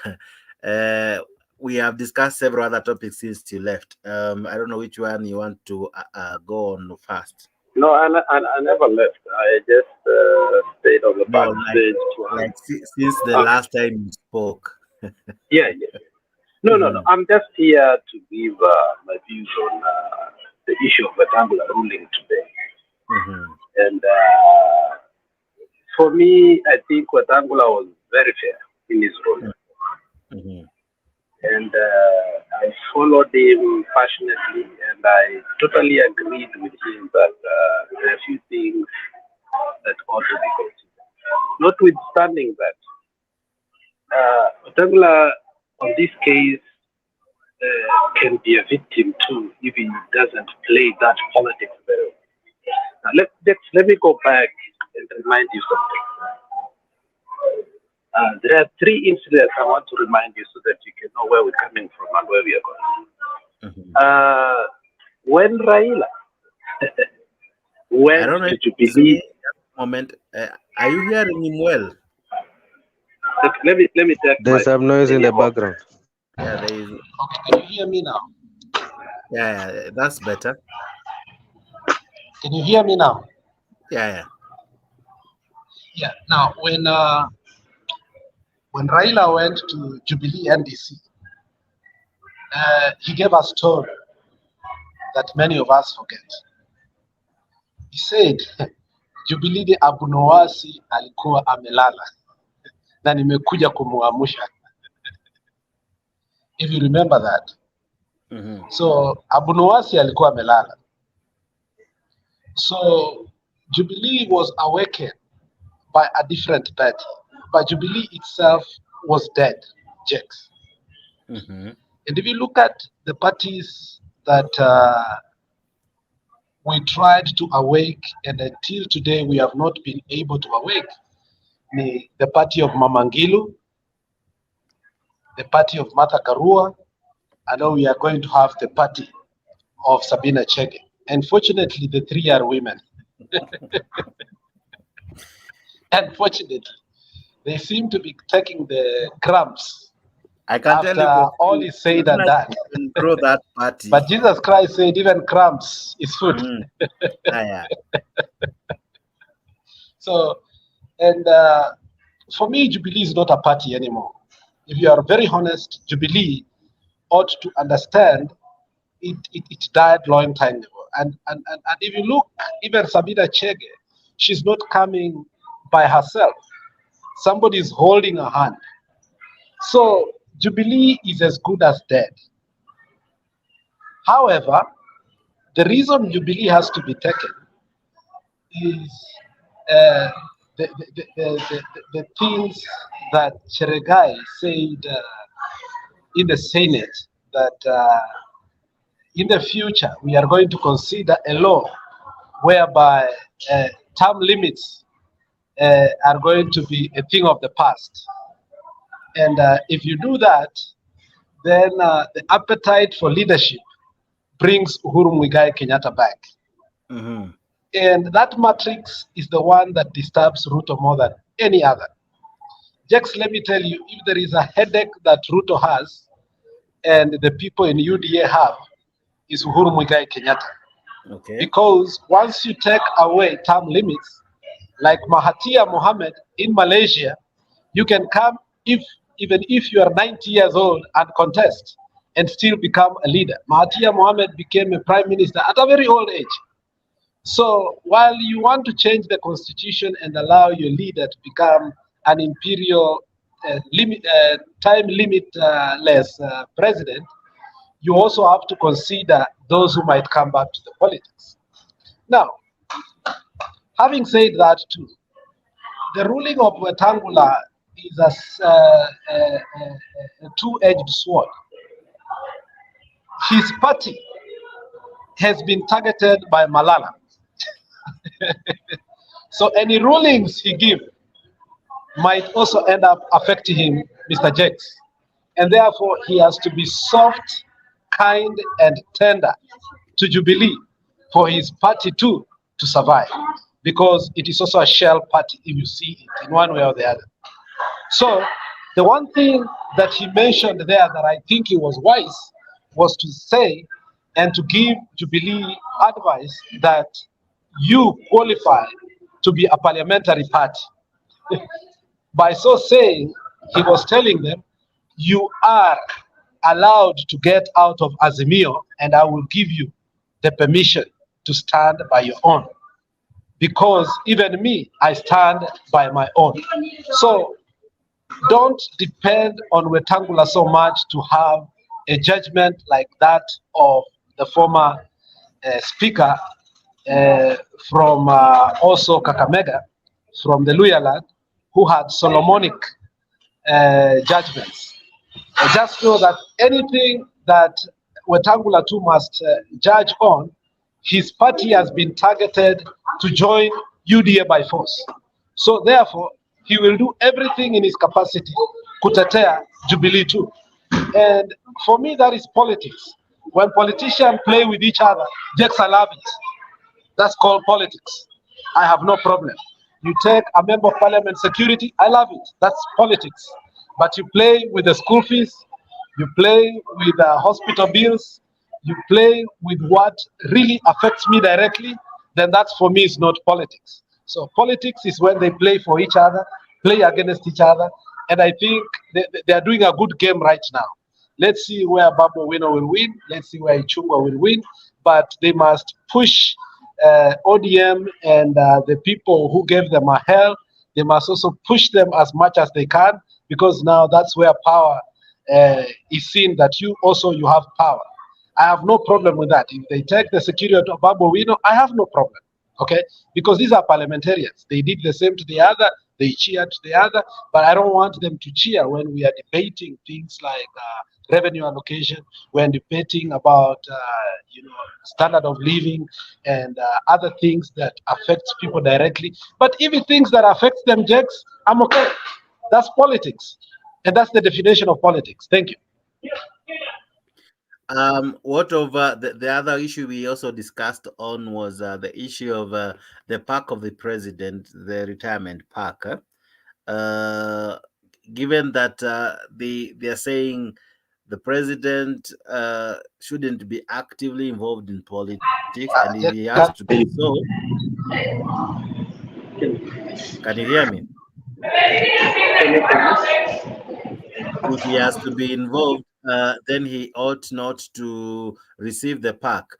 Do you see it as Kenya Kwanza pushing it too far? Because by the end of the day, Ruto too will be a retired president, God willing, and he himself would wish to participate in politics at the same time still enjoy some benefits of after serving, because it's a package you are given after serving.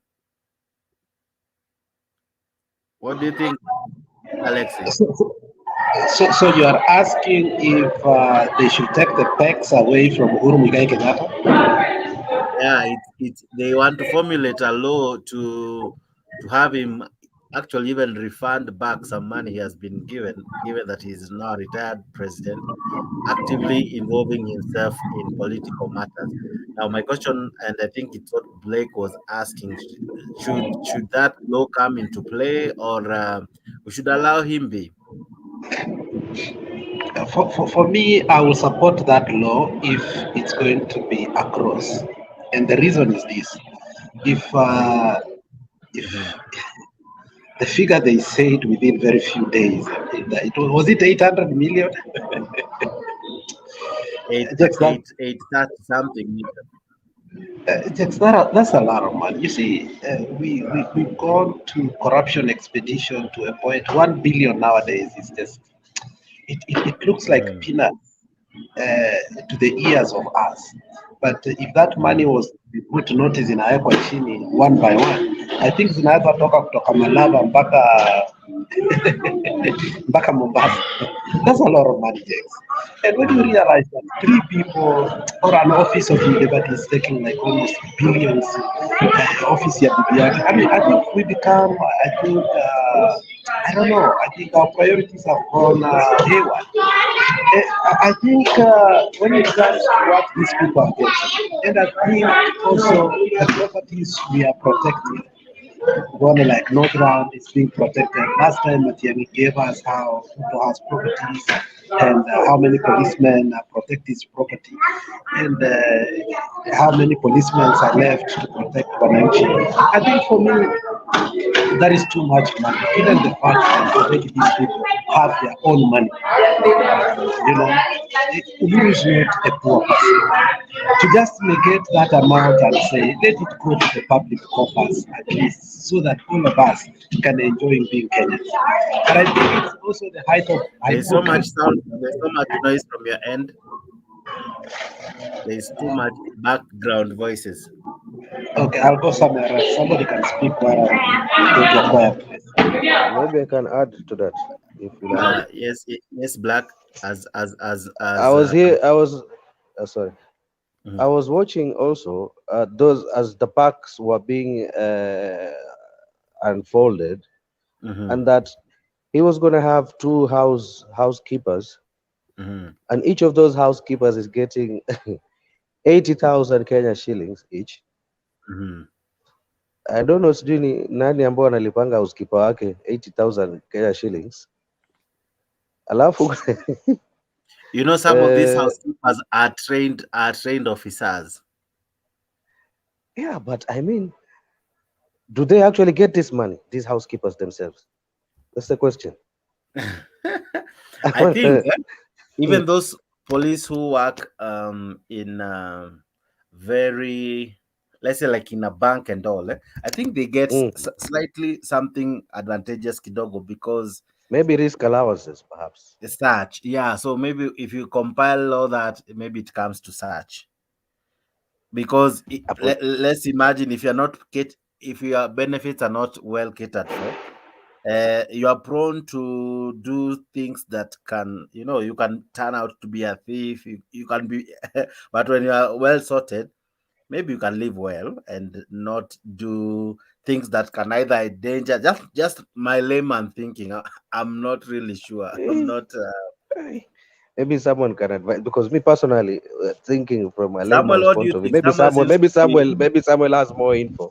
Yeah. Actually, what happens? You see, government. What happens in government? It doesn't pay Uhuru that money. It pays him lump sum every month, so that he now takes. He is at a liberty of taking. Sijui eti achukue pesa kidogo alipe. No. Once they enact a law, there are of course standards within the Public Service Commission, and any employee who is seconded, actually it is secondment, the law provides that he will have maybe wafanyikazi 13, drivers, officers, all of them are government officers, seconded by different ministries. Even the same, including the police, eh? Yeah, including the police officers, and for in the case of officers, hiyo ni duty wanaenda kufanya kama kawaida. They draw salaries from National Police Service, but they are attached at the former head of state's residence. If it is the housekeepers, they might be coming from maybe Ministry of Labor, whichever ministry, relevant ministry. So they draw packages from their parent ministry. The only thing they've done there is secondment. Yeah. So that is the procedure. Yeah. My question is, do they actually get that pay? Yeah, they get them. They do get salaries. They do get the salaries. The employer is not Uhuru. The employer is government. It's not the former president. It is government of Kenya. Yeah. But again, and I think the package goes back from Moi to Kibaki. I think the package goes way back. There is a provision within the Retired President's Act. There is a provision after the death. They will continue to enjoy benefits for a stipulated period of time, after which it ceases. The benefit ceases to trickle down to their dependents after their demise. So there is an exit clause from that. For instance, Moi alikufa ilikuwa 2020. I think it's 2 years. Within that act, I think there is provision for either 2 years, around 2 years. Yeah. So it's not in perpetuity. It's not in perpetuity. Yeah, but however, there's one issue I just wanted to point out, that we are discussing a lot of politics, and every discourse that we are putting forth is favoring politicians. I want to get to a point where even public discourse, even in small platforms like this, they should be about perhaps, now where do we come in as Wanjiku? Me and you. You see, for instance, as we speak right now, one of the elephants in the house in this country is public debt. Number 2, a ballooning wage bill. Number 3, an economy that is not working. Number 4, mega corruption. Number 5, in fact, tutaipendua hivi. We have a lot of tribalism, ethnic-based appointments in this country. In fact, that I think you need to put that discourse. We are having a lot of ukienda Twitter leo ulikuwa unaona kitu ina trend inaitwa Yamune. Yeah, you see, I think you need to. I think you also need to we need opinions and comments on the recent appointments. We have ever done that. I don't know if you remember. We have done that show. Maybe we can repeat it. I can always display. If you go to Mtembei page, just one moment. If you go to Mtembei page, there is this clip. There is this video. You'll see. It will look like this. The thumbnail looks like this. I don't know if you have seen such a thumbnail. Just one moment.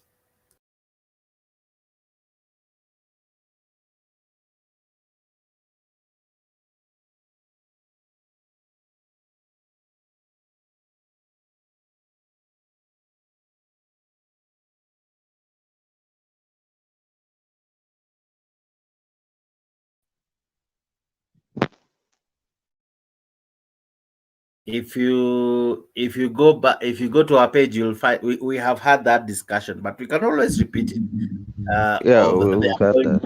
Tribal. I don't know if you remember, Blake. I think we have had that. Yes.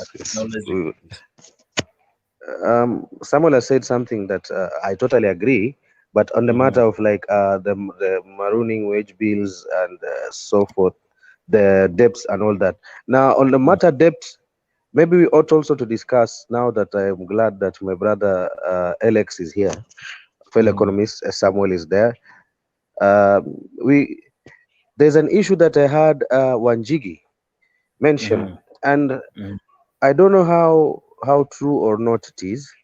He said that while the government come in and out and keep saying that we have this total debts that we owe to our lenders, they do not also say the much that we've paid, because we keep paying. And if we keep paying, if we pay, it means the debt becomes less. And if it becomes less, it's a question I've ever asked here, that even in this budget that will be read, I think next month, you will hear that there is money that has been allocated for certain project. You'll not be told up to this far, this is the amount spent, this is the amount remaining. The stalled projects, for instance, like we have stadiums that started and then stalled, roads that started and then stalled. How much money was paid? Because what the minister at times comes and do is just read the budget and tell us this amount of money has been allocated here, this one here. The same thing to what you're asking about taxes. We are not taxes, debts. We are not told this is the debt that we have. This is how much we have paid. This is what remains, right? This is how much we collected, and this is the how much that has been used to pay this debt. Not just come and say we are not paying our salaries because we are using the money, to pay our taxes, and they're not. And it's a dark topic, because we are not sure how much has been paid. What is the remaining balance? It's a clouded discussion. But Black, you can go ahead. Now, he went ahead and said that upon looking from a statement of account, I don't know, he said he got it from Treasury.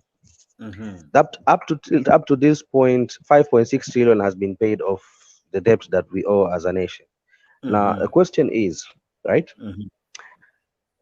Why doesn't the government ever comes out to say that now, kwa ile 8 trillion debt ambayo tuko nayo, ama 9 trillion debt tuko nayo, whatever trillion debt that we have, sasa tumebakisha hii kidogo, this much that we owe to pay, because it seems like this debt is ever constantly just stagnant in one position, only ballooning but never going less. Now, question is, who stands to benefit and what really happens? Does someone play with the books? We don't know. So maybe we ought to also start discussing that. And thank you, Samuel, for having brought up that issue of us dissecting out these core issues like debts. Thank you. Before I come to Samuel, let me have Alex. I think now he's settled. Can you hear me now? I'm about you can't. Yeah, you're good. Yeah, what I was saying is that some of these retirement packs are unnecessary, given the fact that we never see a poor person come into leadership. Most of these people are extremely rich people who actually can afford their own security. They can afford whatever money they're having. And given the fact that some of them, when you look, they've already gone above the half of the age that they can live again. Raila is in his 70s, and he can never live another 70 years. Uhuru is past 60, he'll never live another 60 years. So probably if life is sweet and good, he may live another 30 years. We don't wish him bad, so he doesn't see 100 years. But what he owes and owns in this country of ours is already enough, given that what a common person earns a year is what maybe earns every minute or every 2 minutes. So those things are very unnecessary. When you hear just 3 people taking 800 million and we think it's just a pocket change, that is corporate greed that has extended to political greed. So I think that money must be taken from every politician, given the fact that they publicly declare their standing in terms of finances when they come to office, and therefore they have good standing. Having said that, if they come close to declaring bankruptcy, like somebody like Jirongo, then I think there will be a provision to take care of them. Countries like the US, if you remember, were it not for the act again Obama put, even security was not provided, as much as it should be. But again, they brought it back because of September 11th and other measures that they saw that it was important. But otherwise, in terms of retirement, what they do is they give you money. You start a presidential library in your home. Also, they give you money to start an non-governmental organization that benefits your country and the whole world. One of the best non-governmental organizations that has been started was a one-time president, Jimmy Carter, which started the housing thing for the poor, but also the Carter Center, which foresees elections all over the world. A very good humanitarian, but also a very good electoral justice system throughout the world. Other things that we have seen, the Clinton Library, the Clinton Foundation, the Bush Foundation, Obama Foundation, we can agree into that. So I don't know what these people do. I've seen that Kalonzo has a foundation. I've never known what that foundation does. I've seen the Raila has a foundation. It has never been preeminent enough for us to know what that foundation does. I don't know if Uhuru has a foundation. So I think these people end up, you see, becoming even more and more selfish dicks. So we need to question that other countries, you can see what they do. Presidents are acting, presidential libraries, all these organizations they start. Look what happened in Haiti. Money was directed to the Clinton Foundation and the Bush Foundation, and that money, I don't know if it got back to Haiti people, but I hear there was a lot of corruption. But at least these presidents have been given an opportunity to start things that can not only help the local people of that country, but also internationally. So I think we need also to come up with projects like that. But just giving somebody flippantly money like that, I don't agree. That for me, that is too much money. That's too much money to be given. Now let's come to what Black just said in terms of GB Wanjigi, and I'll be very brief. Jimmy Wanjigi say something that was very good, and let me read something that I wrote somewhere here so that I can be very clear, because I don't want to miss the figures, because if I miss the figures again, it might not look good for me. In terms of what Jimmy Wanjigi in his interview with Spice FM, Black, I want you to pay attention. I applauded him that he was very brave to speak about the economy and the state of the economy. There are a few corrections that I needed to say, because given the fact that these things were published in the newspaper. In the Uhuru tenure, the correct position is that development spending for the national government.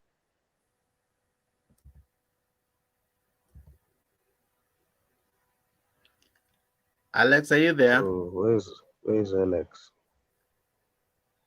Alex Omehang. Maybe to add something on top of that while he comes back, if you'll allow me, Jakes. On the issue of that budget that's being given to the retiring president, like he mentioned a figure of around 830 million. I think if Samuel can correct me, or you, Jakes, can correct me if I'm wrong. I mean, like do you know? Yeah, I mean, that is a lot of money. You see, like if I can give an example, it is 170.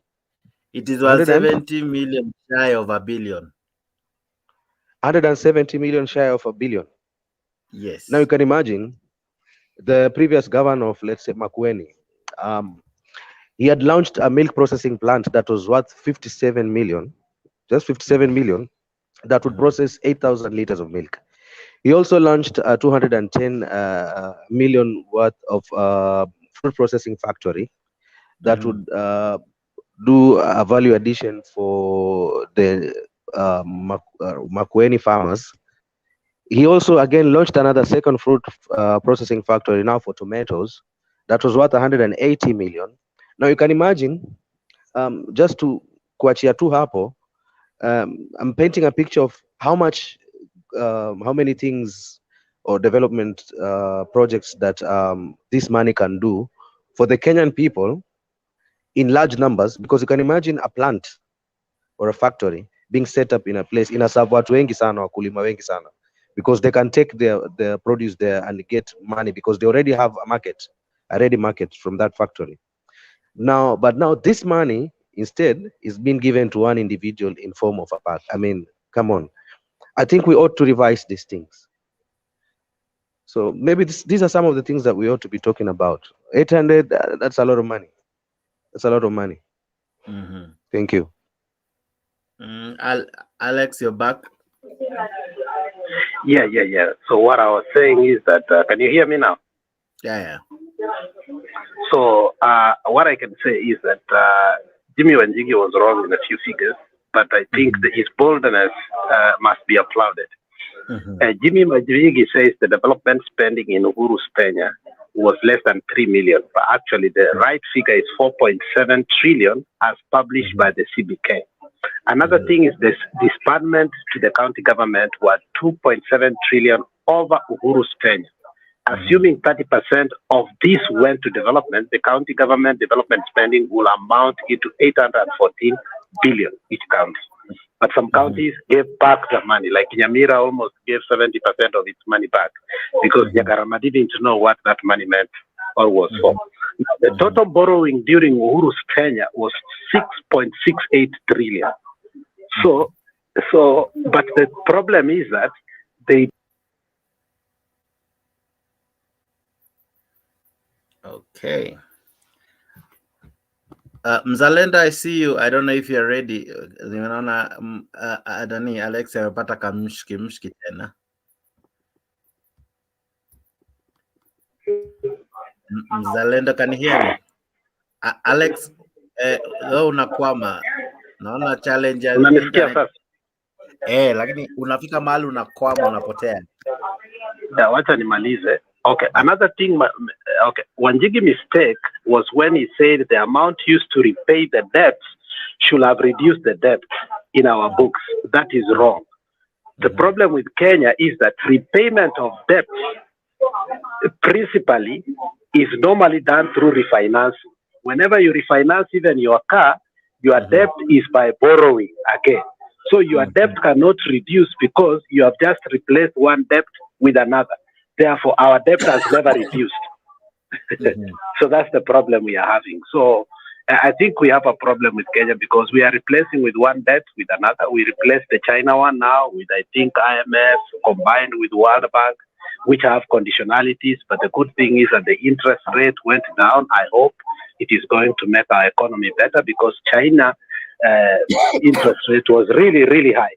So I hope we are going to go into somewhere that is better. But I think at the same time, we ought to allocate more amount of money to counties so that we can see development across the country. Otherwise, if we don't add that revenue allocation, we are going to have another bad debate as we had last time.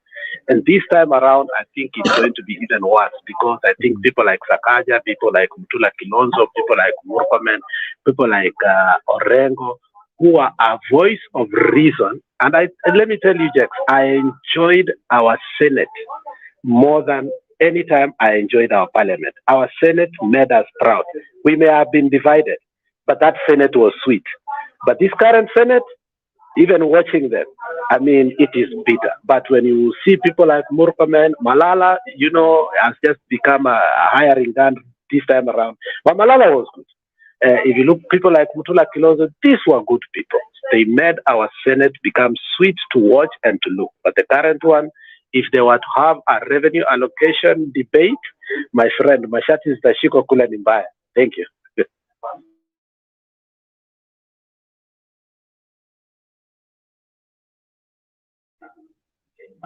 Jex, mimi ndio sikusikia ama? Oh, sorry, nimejimute. Pole, nimejimute. Mzalendo ako backstage. I don't know if he is ready, but I'll know just now. Missy, I see you. Are you Mzalendo is in, eh? Are you ready? Umejimute pia kama mimi. No, I'm driving but I'm listening to you. Mahali nitataka kuchangia nitachangia tu. Habari gani Mise? Habari ya the gentleman? I can't see you properly. Samuel, yes. Yeah. Samuel ameleta hoja mzuri sana, and Alex kama kawaida. And Blake, I can see you. You're always in the dark. I don't know what you do in the dark. Uko kwa bedroom kila wakati. Anyway, I think ile mjadala ile we have been talking politics too much sometimes, but let us look at things that are happening in the country and look at them objectively. Ruto has decided to go crazy on appointing his tribe, his community. I think that is absolutely wrong, and we need to be talking about that more oftenly so that he can get his house in order. We had given him some hope, but right now I'm seeing what he's doing. It's not really right. You cannot just be up every day we wake up. It is a Chamuge who has been appointed. We have 42 tribes, you know. Yeah, we have 42 educated tribes in Kenya. We need to see Indians who are Kenyan being appointed into the cabinet, into his parastatals or head of departments. So this is something that we need to talk about. Otherwise, these leaders are taking us for granted. They are really taking us for granted. Look at the parks that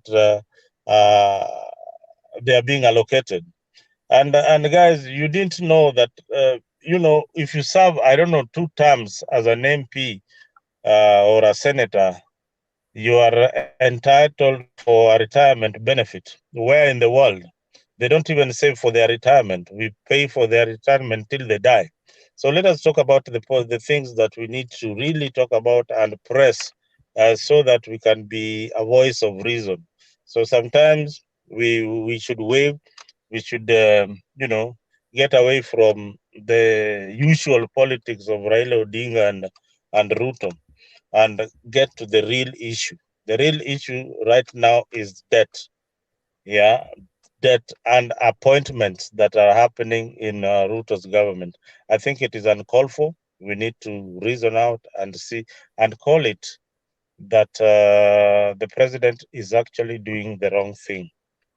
Otherwise, nawasikiza tu kwa background tukiendelea na maneno. Okay. Though we have like around 20 minutes to wrap up. But Messi, how are you? You are back. I see you back, and I'm sure now you have something to say. I came back to say hi to my brother Alex. I just wanted to see how he's doing and welcome him, and just tell him that we are still brothers. I've been trying to look for him all over Minnesota, but I can't find him. But that being said, sijui kama miti ilikatwa huko Minnesota. Alihama Minnesota, ako mahali panaitwa, ngoja, let me get that tweet alituma tu masaa ingine. Alihama. But I just want to Minnesota. And Black walisema wewe uko kabisa, lakini tunajua ni sawa. Tulikuwa tunavaa koti, tulikuwa dynasty, sasa sisi tunavaa shati, wewe ndio dynasty. Huwezi tupata sasa. Tuko mjengo. And Samuel, I listened to your submission. That is really amazing. I think what I got from your submission, Samuel, is that we should be a country that has created systems that will work for us, and not and our loyalty should be to our country and not to individuals, because when individuals shift goals we will be forced to shift goals, but our country, we should just have our loyalty to our country. And just to echo quickly to what Mzalendo has said, I also want to call out William Ruto that we are tired of these appointments. We are seeing more appointments without a report of, progress report of those who were appointed at the beginning of what they have been able to achieve. But that being said, I also want to echo him on coming up with what is called a health promoter, and that the work of that health promoter will be looking into in every 100 Kenyans. There will be a health promoter who is allocated to them, and their job is to look after their, if it's seniors, to check their, their blood pressure, they're taking medication, and be able to report back to the government and about their health status. But that being said, we are tired of the appointments. It's about time to work, and William Ruto has overstayed in the appointments and being in the campaign mode of talking mlitusaidia, mlitufanya nini, asante, and so on. So we need to move on to something else.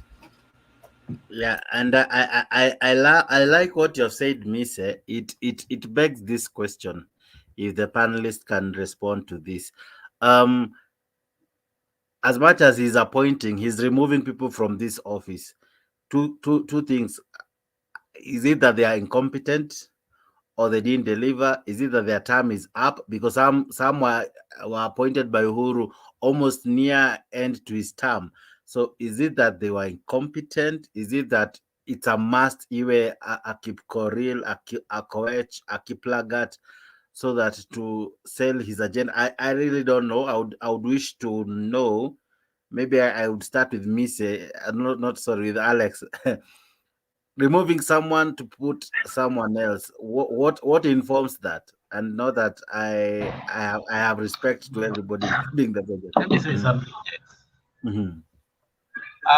In 2002, see, I think we have lived enough to see some cycles. Before I used to see somebody say, I've lived enough in this country to comment or analyze politics. In 2002, Kibaki made a mistake of doing the so-called radical surgery. If you remember.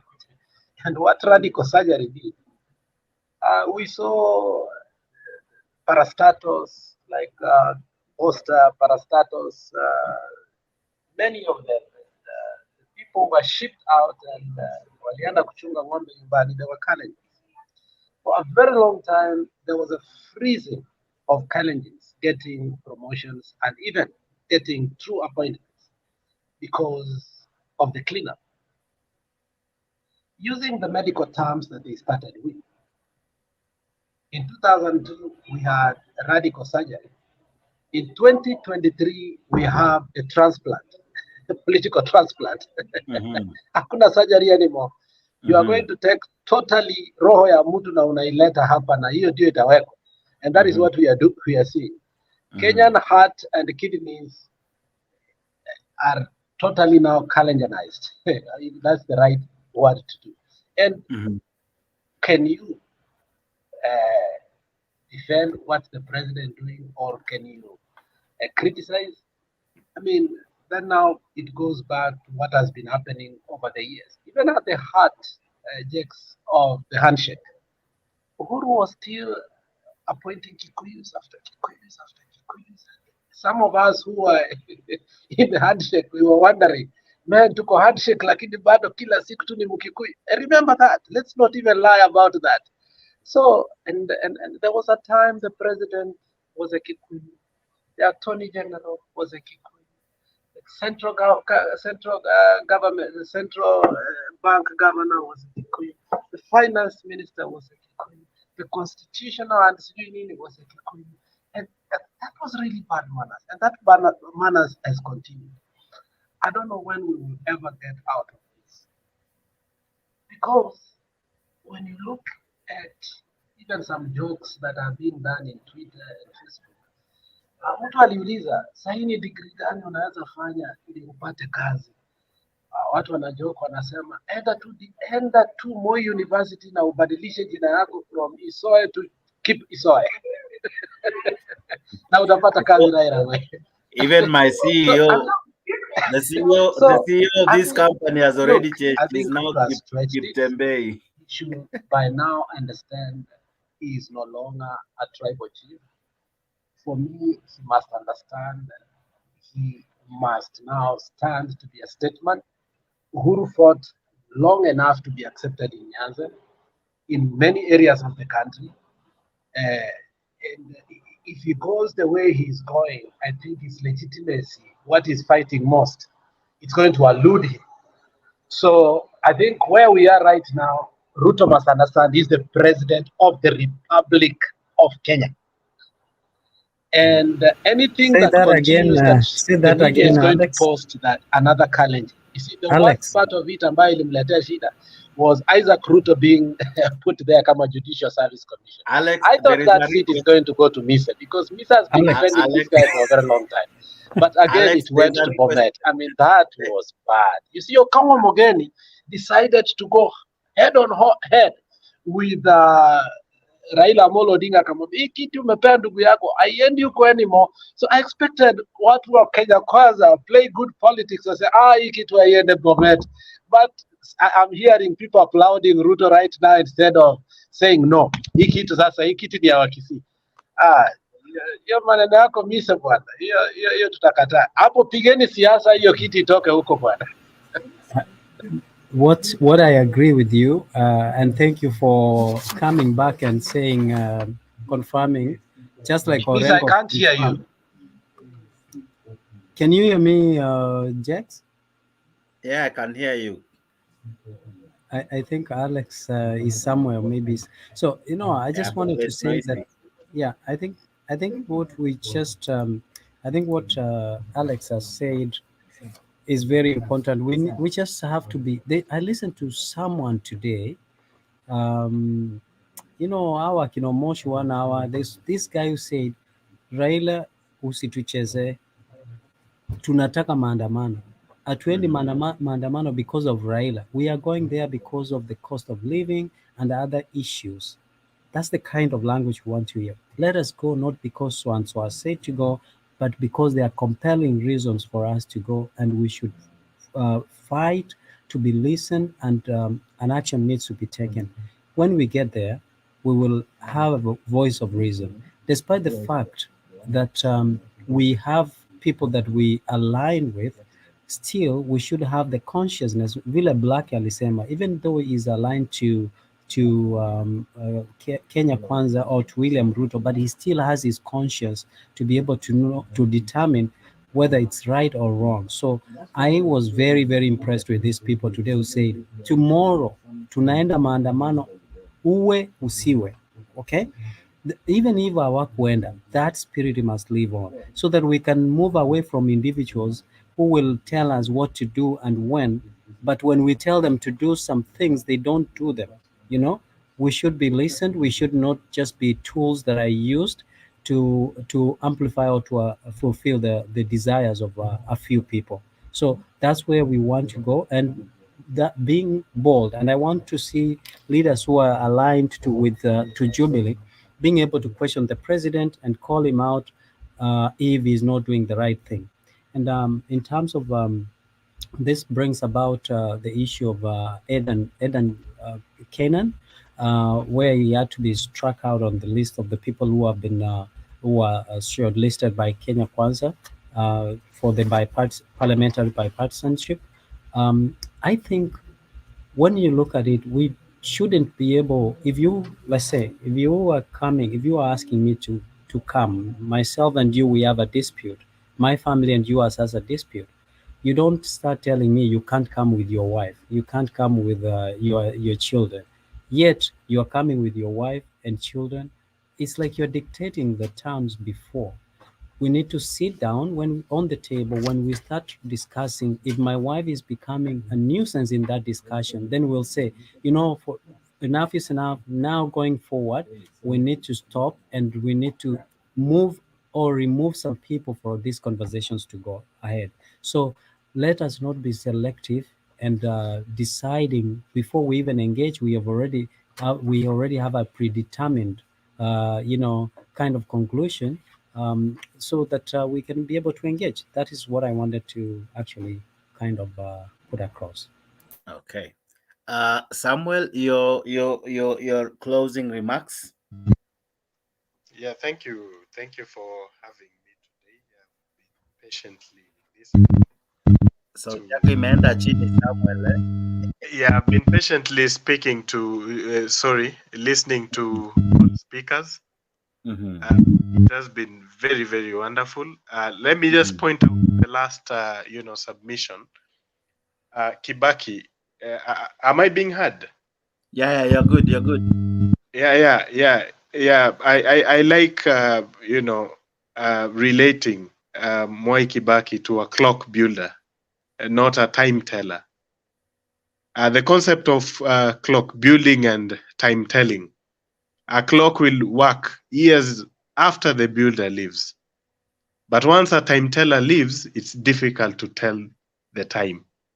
Kibaki did a lot of institutional building in terms of strengthening the public sector. The clock is still working. But whoever we have right now are time tellers. We no longer know the time in this country. So we need to entrench the concept of clock building rather than the concept of time telling. We have this country and we love this country. This is a very wonderful country. Intellectuals, I see guys, the panelists, they're across the world. Kenya is a leader. We are pace setters. We have what we call the first movers advantage. Everything that comes out in this part of the world, we are always eneo letu inakuwaga juu sana. Yeah, then lastly, there was issue of debt, which is very important. We can delve so much into matters of us assassinating who, assassinating what, while our own economy has been assassinated. Yeah, I'm talking about the way Jimmy Wanjigi, there's an expose this guy released sometimes back. I know it was akin to state capture of South Africa. And nobody's talking about that. We are conspicuously missing such discourse, even in small private spaces. Actually, we need only few Kenyans start this discussion in the marketplaces, in the classrooms. If you are, you are teaching somewhere, if you are doing well, we need to, provoke these discussions about public debt. And these politicians will always rely on us. We are the cash cow. We are being milked dry. Right now, there is a newspaper I read on the news that in the budget statement that has been submitted to Parliament, there is a proposal by the executive to increase the pay to 35%. Ordinarily, it's always 30% pay as you earn. Now, there's also an introduction of another mandatory, and it will be mandatory because I know the machinations behind the scenes of the house, whatever, 3%. You add it to the NSSF deduction, NHIF. You add that to the VAT on the value-added products. Then you think we are killing the goose that lays golden eggs. This government is not a productive government. We only consume. We are a consumer economy. And this government depends on me and it does not have anything. It has not invested anywhere. This government has not invested, but it wants to overtax us. So I think we need to at one point unite. There's a professor dead, Okoth Ogembo. He said that nothing will ever happen in this country, Kenya, until we are hungry. Young people are hungry. I think we are not hungry. I think we are very comfortable. If we can discuss about assassinations, if you can discuss about, Wetangula and whatever, rulings, which of course they are also pertinent issue, but we are not yet hungry until it gets to our pockets, until it affects us personally. Then I think something is the day that I think we'll start even reasoning. We've not yet started that discussion, but I believe these, simple platforms. Of course, there are people who might be listening to us, but the idea is to conscientize, conscientization, building competencies, civic competencies. One thing that we lack, we are very good in business, we are very good in everything, but we lack civic competencies. You find that even a professor in a university, when it comes to voting, they will just vote tribal. Very educated people, even in this platform we are speaking, they will, when it comes to the voting day, they will just go back to the basics, their tribal cocoons. Yeah, so I think that's one of the problems. We need to build competencies, civic competencies, make people understand that the leaders we choose, and in general, politics as an institution affects our social life and our economic spheres. Politics alone has been able to cannibalize the two institutions, the social and the economic aspects. So everything has been politicized. The way we live is political. What we earn is political. Even the church has been politicized lately. There's a lot of politics, all aspects. So until we fix it politically, our problem is a political problem, not even an economic problem. Even in terms of even the discourse that we are having, the solutions, we put back the arrow, the solutions are political. We fix it, we are able to address everything that we are facing. And with that, I think it's been an honor to have you guys this evening. Yeah, I had asked you for something for private chat. Yeah, I'll share. Okay, please do, so that I can contact you when we have such things. Alex, your closing remarks. Thank you for also being part. Yeah, it's always nice, Dex, to be in a panel whereby you have people who are topical, objective, and by the time you are done, with the debate, you've learned a lot. Not only that, people are optimistic that we could be better. Therefore, as he has said, we don't cannibalize our politics. And in so doing, we allow politicians to capture us. Before even we talk about state capture, there is mind capturing. And that's why after staying out of Mutembe for a long time, I said, the cerebral stop working, and then the critical thinking part of you stop working, and then it's just euphoria. And I'll try to tell my friend Samuel, the problem is that when we are not talking about emotional politics, the politics of lies, when we are not having personality politics, which is basically the Lord of poverty and Lord of lies politics, you don't see people here. That's the problem. I mean, when it's topical, like the ones you want to bring, people go to sleep. They don't want to talk. People don't want to talk about economics. People don't want to talk about issues that are ad hoc in our lives. People don't want to crack those numbers and know what Wanjigi was really saying. As you said, Jimmy Wanjigi is trying to bring an expose in one way or the other without telling us, so that we can crack the numbers and know that, hey, some billions and trillions were taken away from us.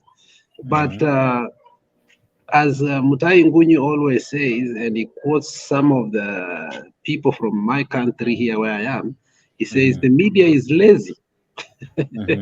And probably Jex is lazy because Jex is telling us to talk about assassination instead of cracking those numbers. But I'm not saying Jex is lazy per se. But the thing is that we ought sometimes be bold and refuse to be emotional and speak about the numbers. At the moment, you may not gather the ratings that you want, but over time, there are few or 3, 5 ambassadors will take the message out, and people will start seeing the reality, why we are where we are, how we got where we are, how can we get where we are? Having said that, the topic still, as we started, was a very hot and remote topic, my friend Dex. But I also wanted to remind my friends who thought this issue of assassination is just an issue whereby we can just step on and forget. If you look at our friend Fidel, we don't know how Fidel died. And until today, we have never gotten the full report.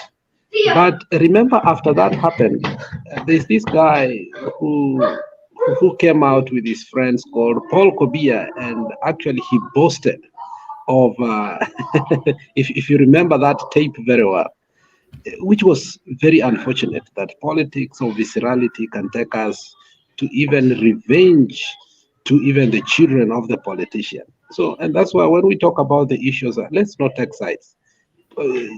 Assassinations are not the right things to do, or killing people because of politics. Let us go beyond that, because if we are able to do that, then we will be careless when other tribes are hungry. Okay? When other tribes are hungry, we will not care. We will say that it is okay.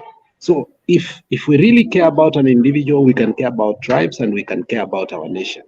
So I will finish there and say that, Jex, you're doing a good job. I'll continue to commend you. And I will say that you're building from bootstrap, and the foundation you're making is good, because when you're topical, when you're not emotional, when you don't want euphoria, when you check your facts, when you play videos based on what has been said and correct things that were not right, especially maybe I said something, I think that's the way to go, because we are in a learning expedition, and that learning expedition can expose our weakness and we can continue to become better citizens. But otherwise, if we say things that are not right here and you don't challenge us, then we will end up becoming another cult, a political cult, and which I don't think you belong to any. Thank you. Thank you so much. Black, your closing remark. Niona ulijitetea sana, nimekungoja. Asante bwana. Connections ina shida. Anyhow, I also want to give you the same props and congratulate you for the good work that you are doing here. For once, we are having objective and productive debate here that is not led by sycophants. You know, it's all about coming with facts that can be challenged, or points that can be challenged for the good of ourselves, panelists, and the viewers also at large. So I commend you for that, and I pray that you keep doing that. And I would also urge some of our friends that are out there to come also and join us. Kina Temba, I heard you mention Temba yesterday. I long to see that man again here. It would be great He'll to be tomorrow. We have a show with him tomorrow. It would be great. That would be great. Which would be fantastic. Then to finish, nataka tu kuambia kwa watazamaji asante, and my fellow panelists asante, because not only do I also get to learn from you, but I also get to understand some few things that I may not have understood in the past, or maybe had a different perspective of them, and through you I get to realize some few things. So asante for that. So hopefully moving forward, urging my fellow panelists to endelee tu na hivi tu, yani we keep speaking about these things. Thank you.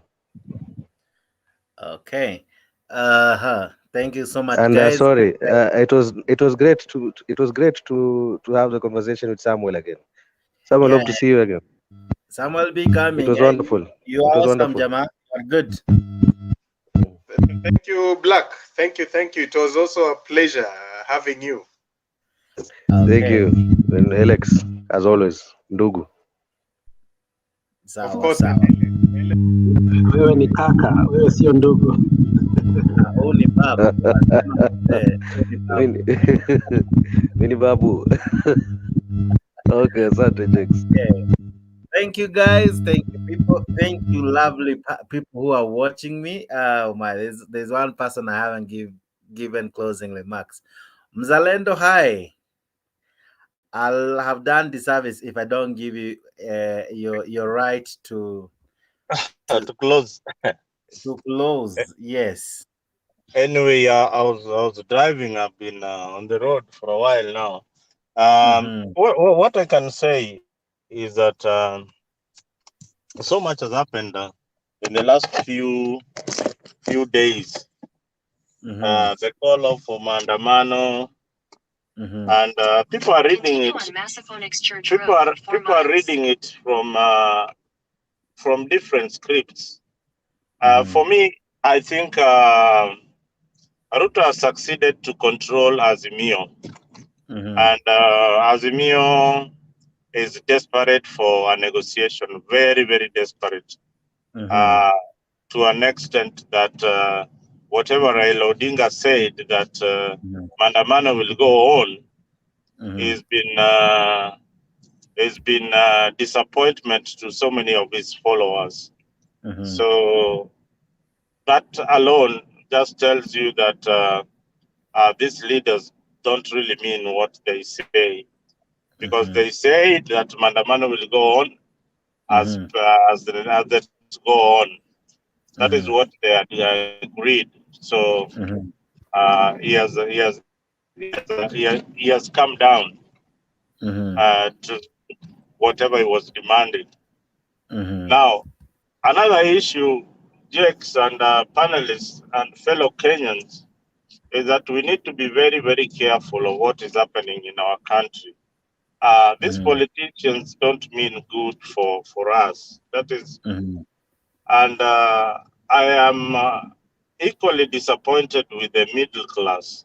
The middle class have been such a big disappointment in our country. They're the people who are drinking beer probably over the weekend as politics are going on. They are the people who are happy when they are being told that there is an holiday and the economy is going down. They enjoy not going to work, and they enjoy not participating in politics. All right, they are such a disappointment. They are your friends, they are your family members. They will talk about politics on social media, but they will never participate in any political activity. Some of them don't even vote. Don't even vote. So decisions are left to decisions are made by Nuru Okanga and the likes of Gaucho. It is very, very, very sad in this century or in this day and time that we have left the very, very important decision as the middle class, the people who pay taxes. They are even overtaxed and they don't talk. They don't talk. They only murmur. They have got, in fact, if at all, we could do away with the middle class in society, then these are the most useless people. Then the politicians follow, because they are the ones who are letting people down. Can you imagine, Jakes, if Raila's Mandamano was for goodwill to bring the cost of living down and taxing down, then the middle class in our society participate in the process. It will make a very, very, very big difference. It will the civil service will be paralyzed, the hospitals will be paralyzed, everything else will be paralyzed. There will be no communication. Yeah, there will be no communication because kuna watu wataenda kazini. But now you've left it for some, some people who are mostly in the informal sector, watu wa mjengo, watu wa majua kali hivi, to set the agenda. They have no impact. Hawana impact. Even if they come out in drones, they don't have the impact. The impact is when the worker down tools because he's overtaxed. All right? When you cannot get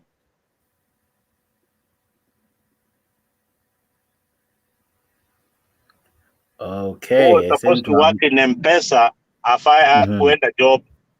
juu ya maandamano hafanyi kazi leo.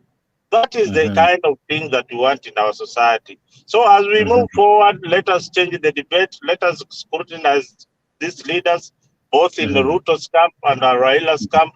The main agenda for Raila, we have already known that the agenda is not really for the people, but for the benefit of their own as politicians. For Ruto, the same. You have seen that his agenda is to satisfy his cronies, people who are close to him. Just like Raila, his agenda is to satisfy the people who are close to him. Same to Ruto, same to Gachagua. That is exactly what they want. Hawana uzalendo na hawana utu ya kuunganisha hii nchi pamoja ili tuwe a prosperous nation. Otherwise, thank you, Jex. Thank you for standing in the show.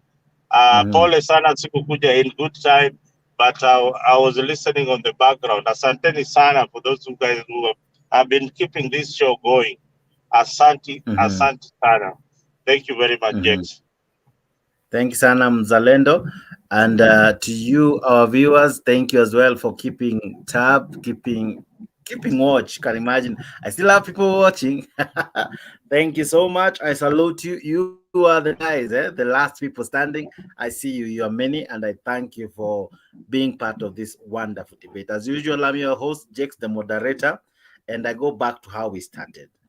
What does it benefit you to kill a human being? For what reason? Regardless of what you feel against him, must you kill? Will that benefit you? I don't know. All I know is all lives matter and all lives are valuable. Who you decide to kill is someone's father. Whoever you decides you think doesn't deserve to live is someone's husband, someone's wife, someone's child. That life, it matters to someone. You might be done with it, but that life matters to someone. We are proud to be hosting this show courtesy of Optiven. Optiven got you, and they have chosen to sponsor this program. Thank you, Optiven. And Optiven, they have awesome deals.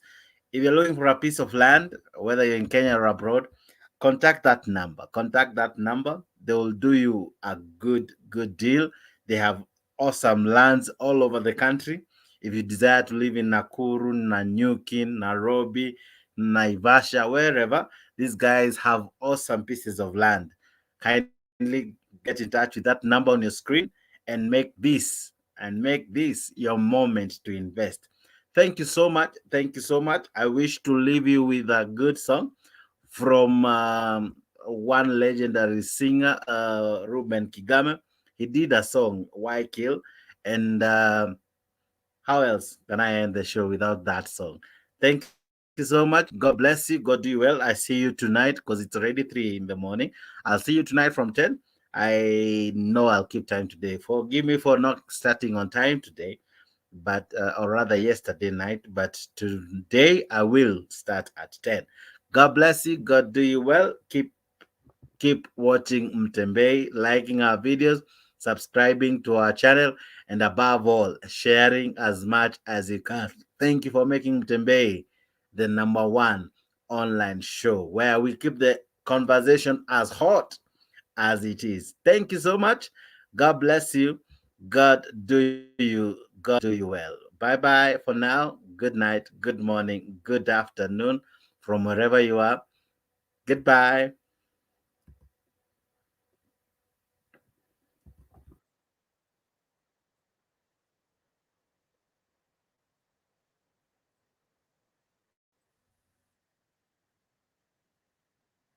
In prime locations across the country, we cater to all your needs.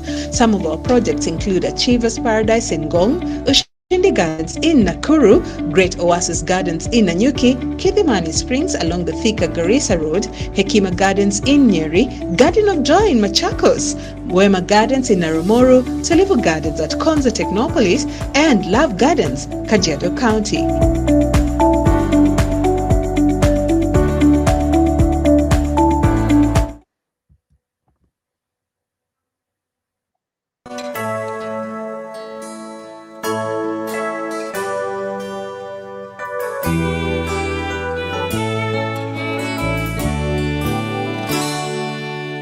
As the sun is going down on a city suburb street, Chico takes the time to fix the evening meal.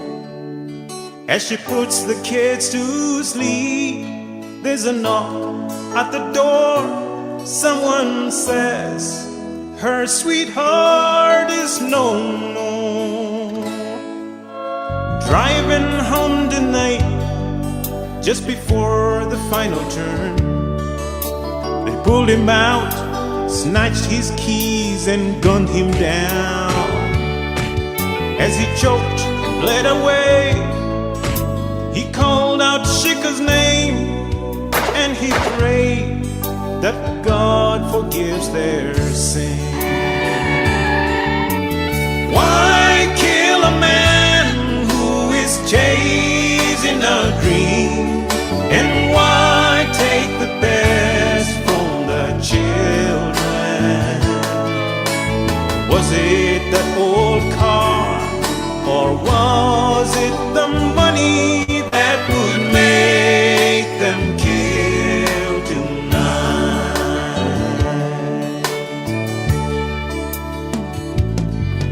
As the night is catching on by a little country church, a woman screams and begs they spare her life.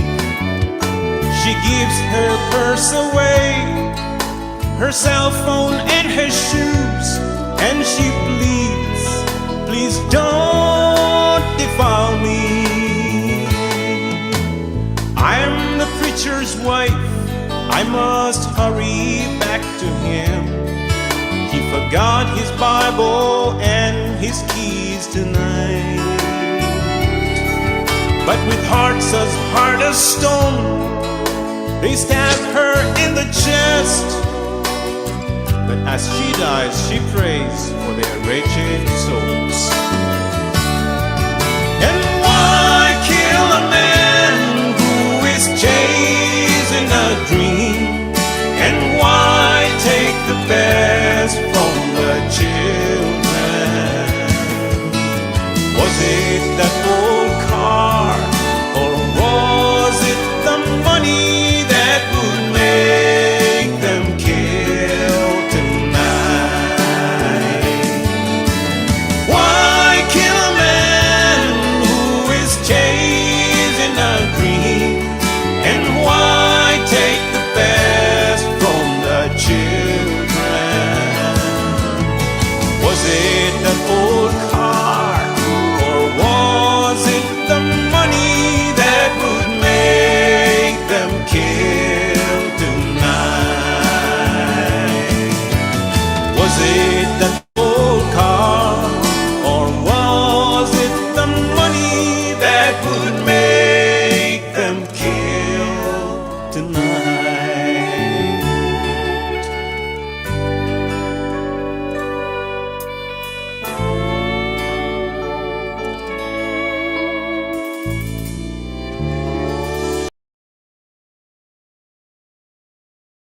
Solution for genuine property ownership fused with luxury living and affordability. With our fully stocked supermarket of value-added residential and commercial properties in prime locations across the country, we cater to all your needs. Some of our projects include Achievers Paradise in Ngong, Ushindi Gardens in Nakuru, Great Oasis Gardens in Nanyuki, Kidhimani Springs along the Thika Garissa Road, Hekima Gardens in Nyeri, Garden of Joy in Machakos, Wema Gardens in Narumoru, Tulivu Gardens at Konza Technopolis, and Love Gardens, Kajiado County.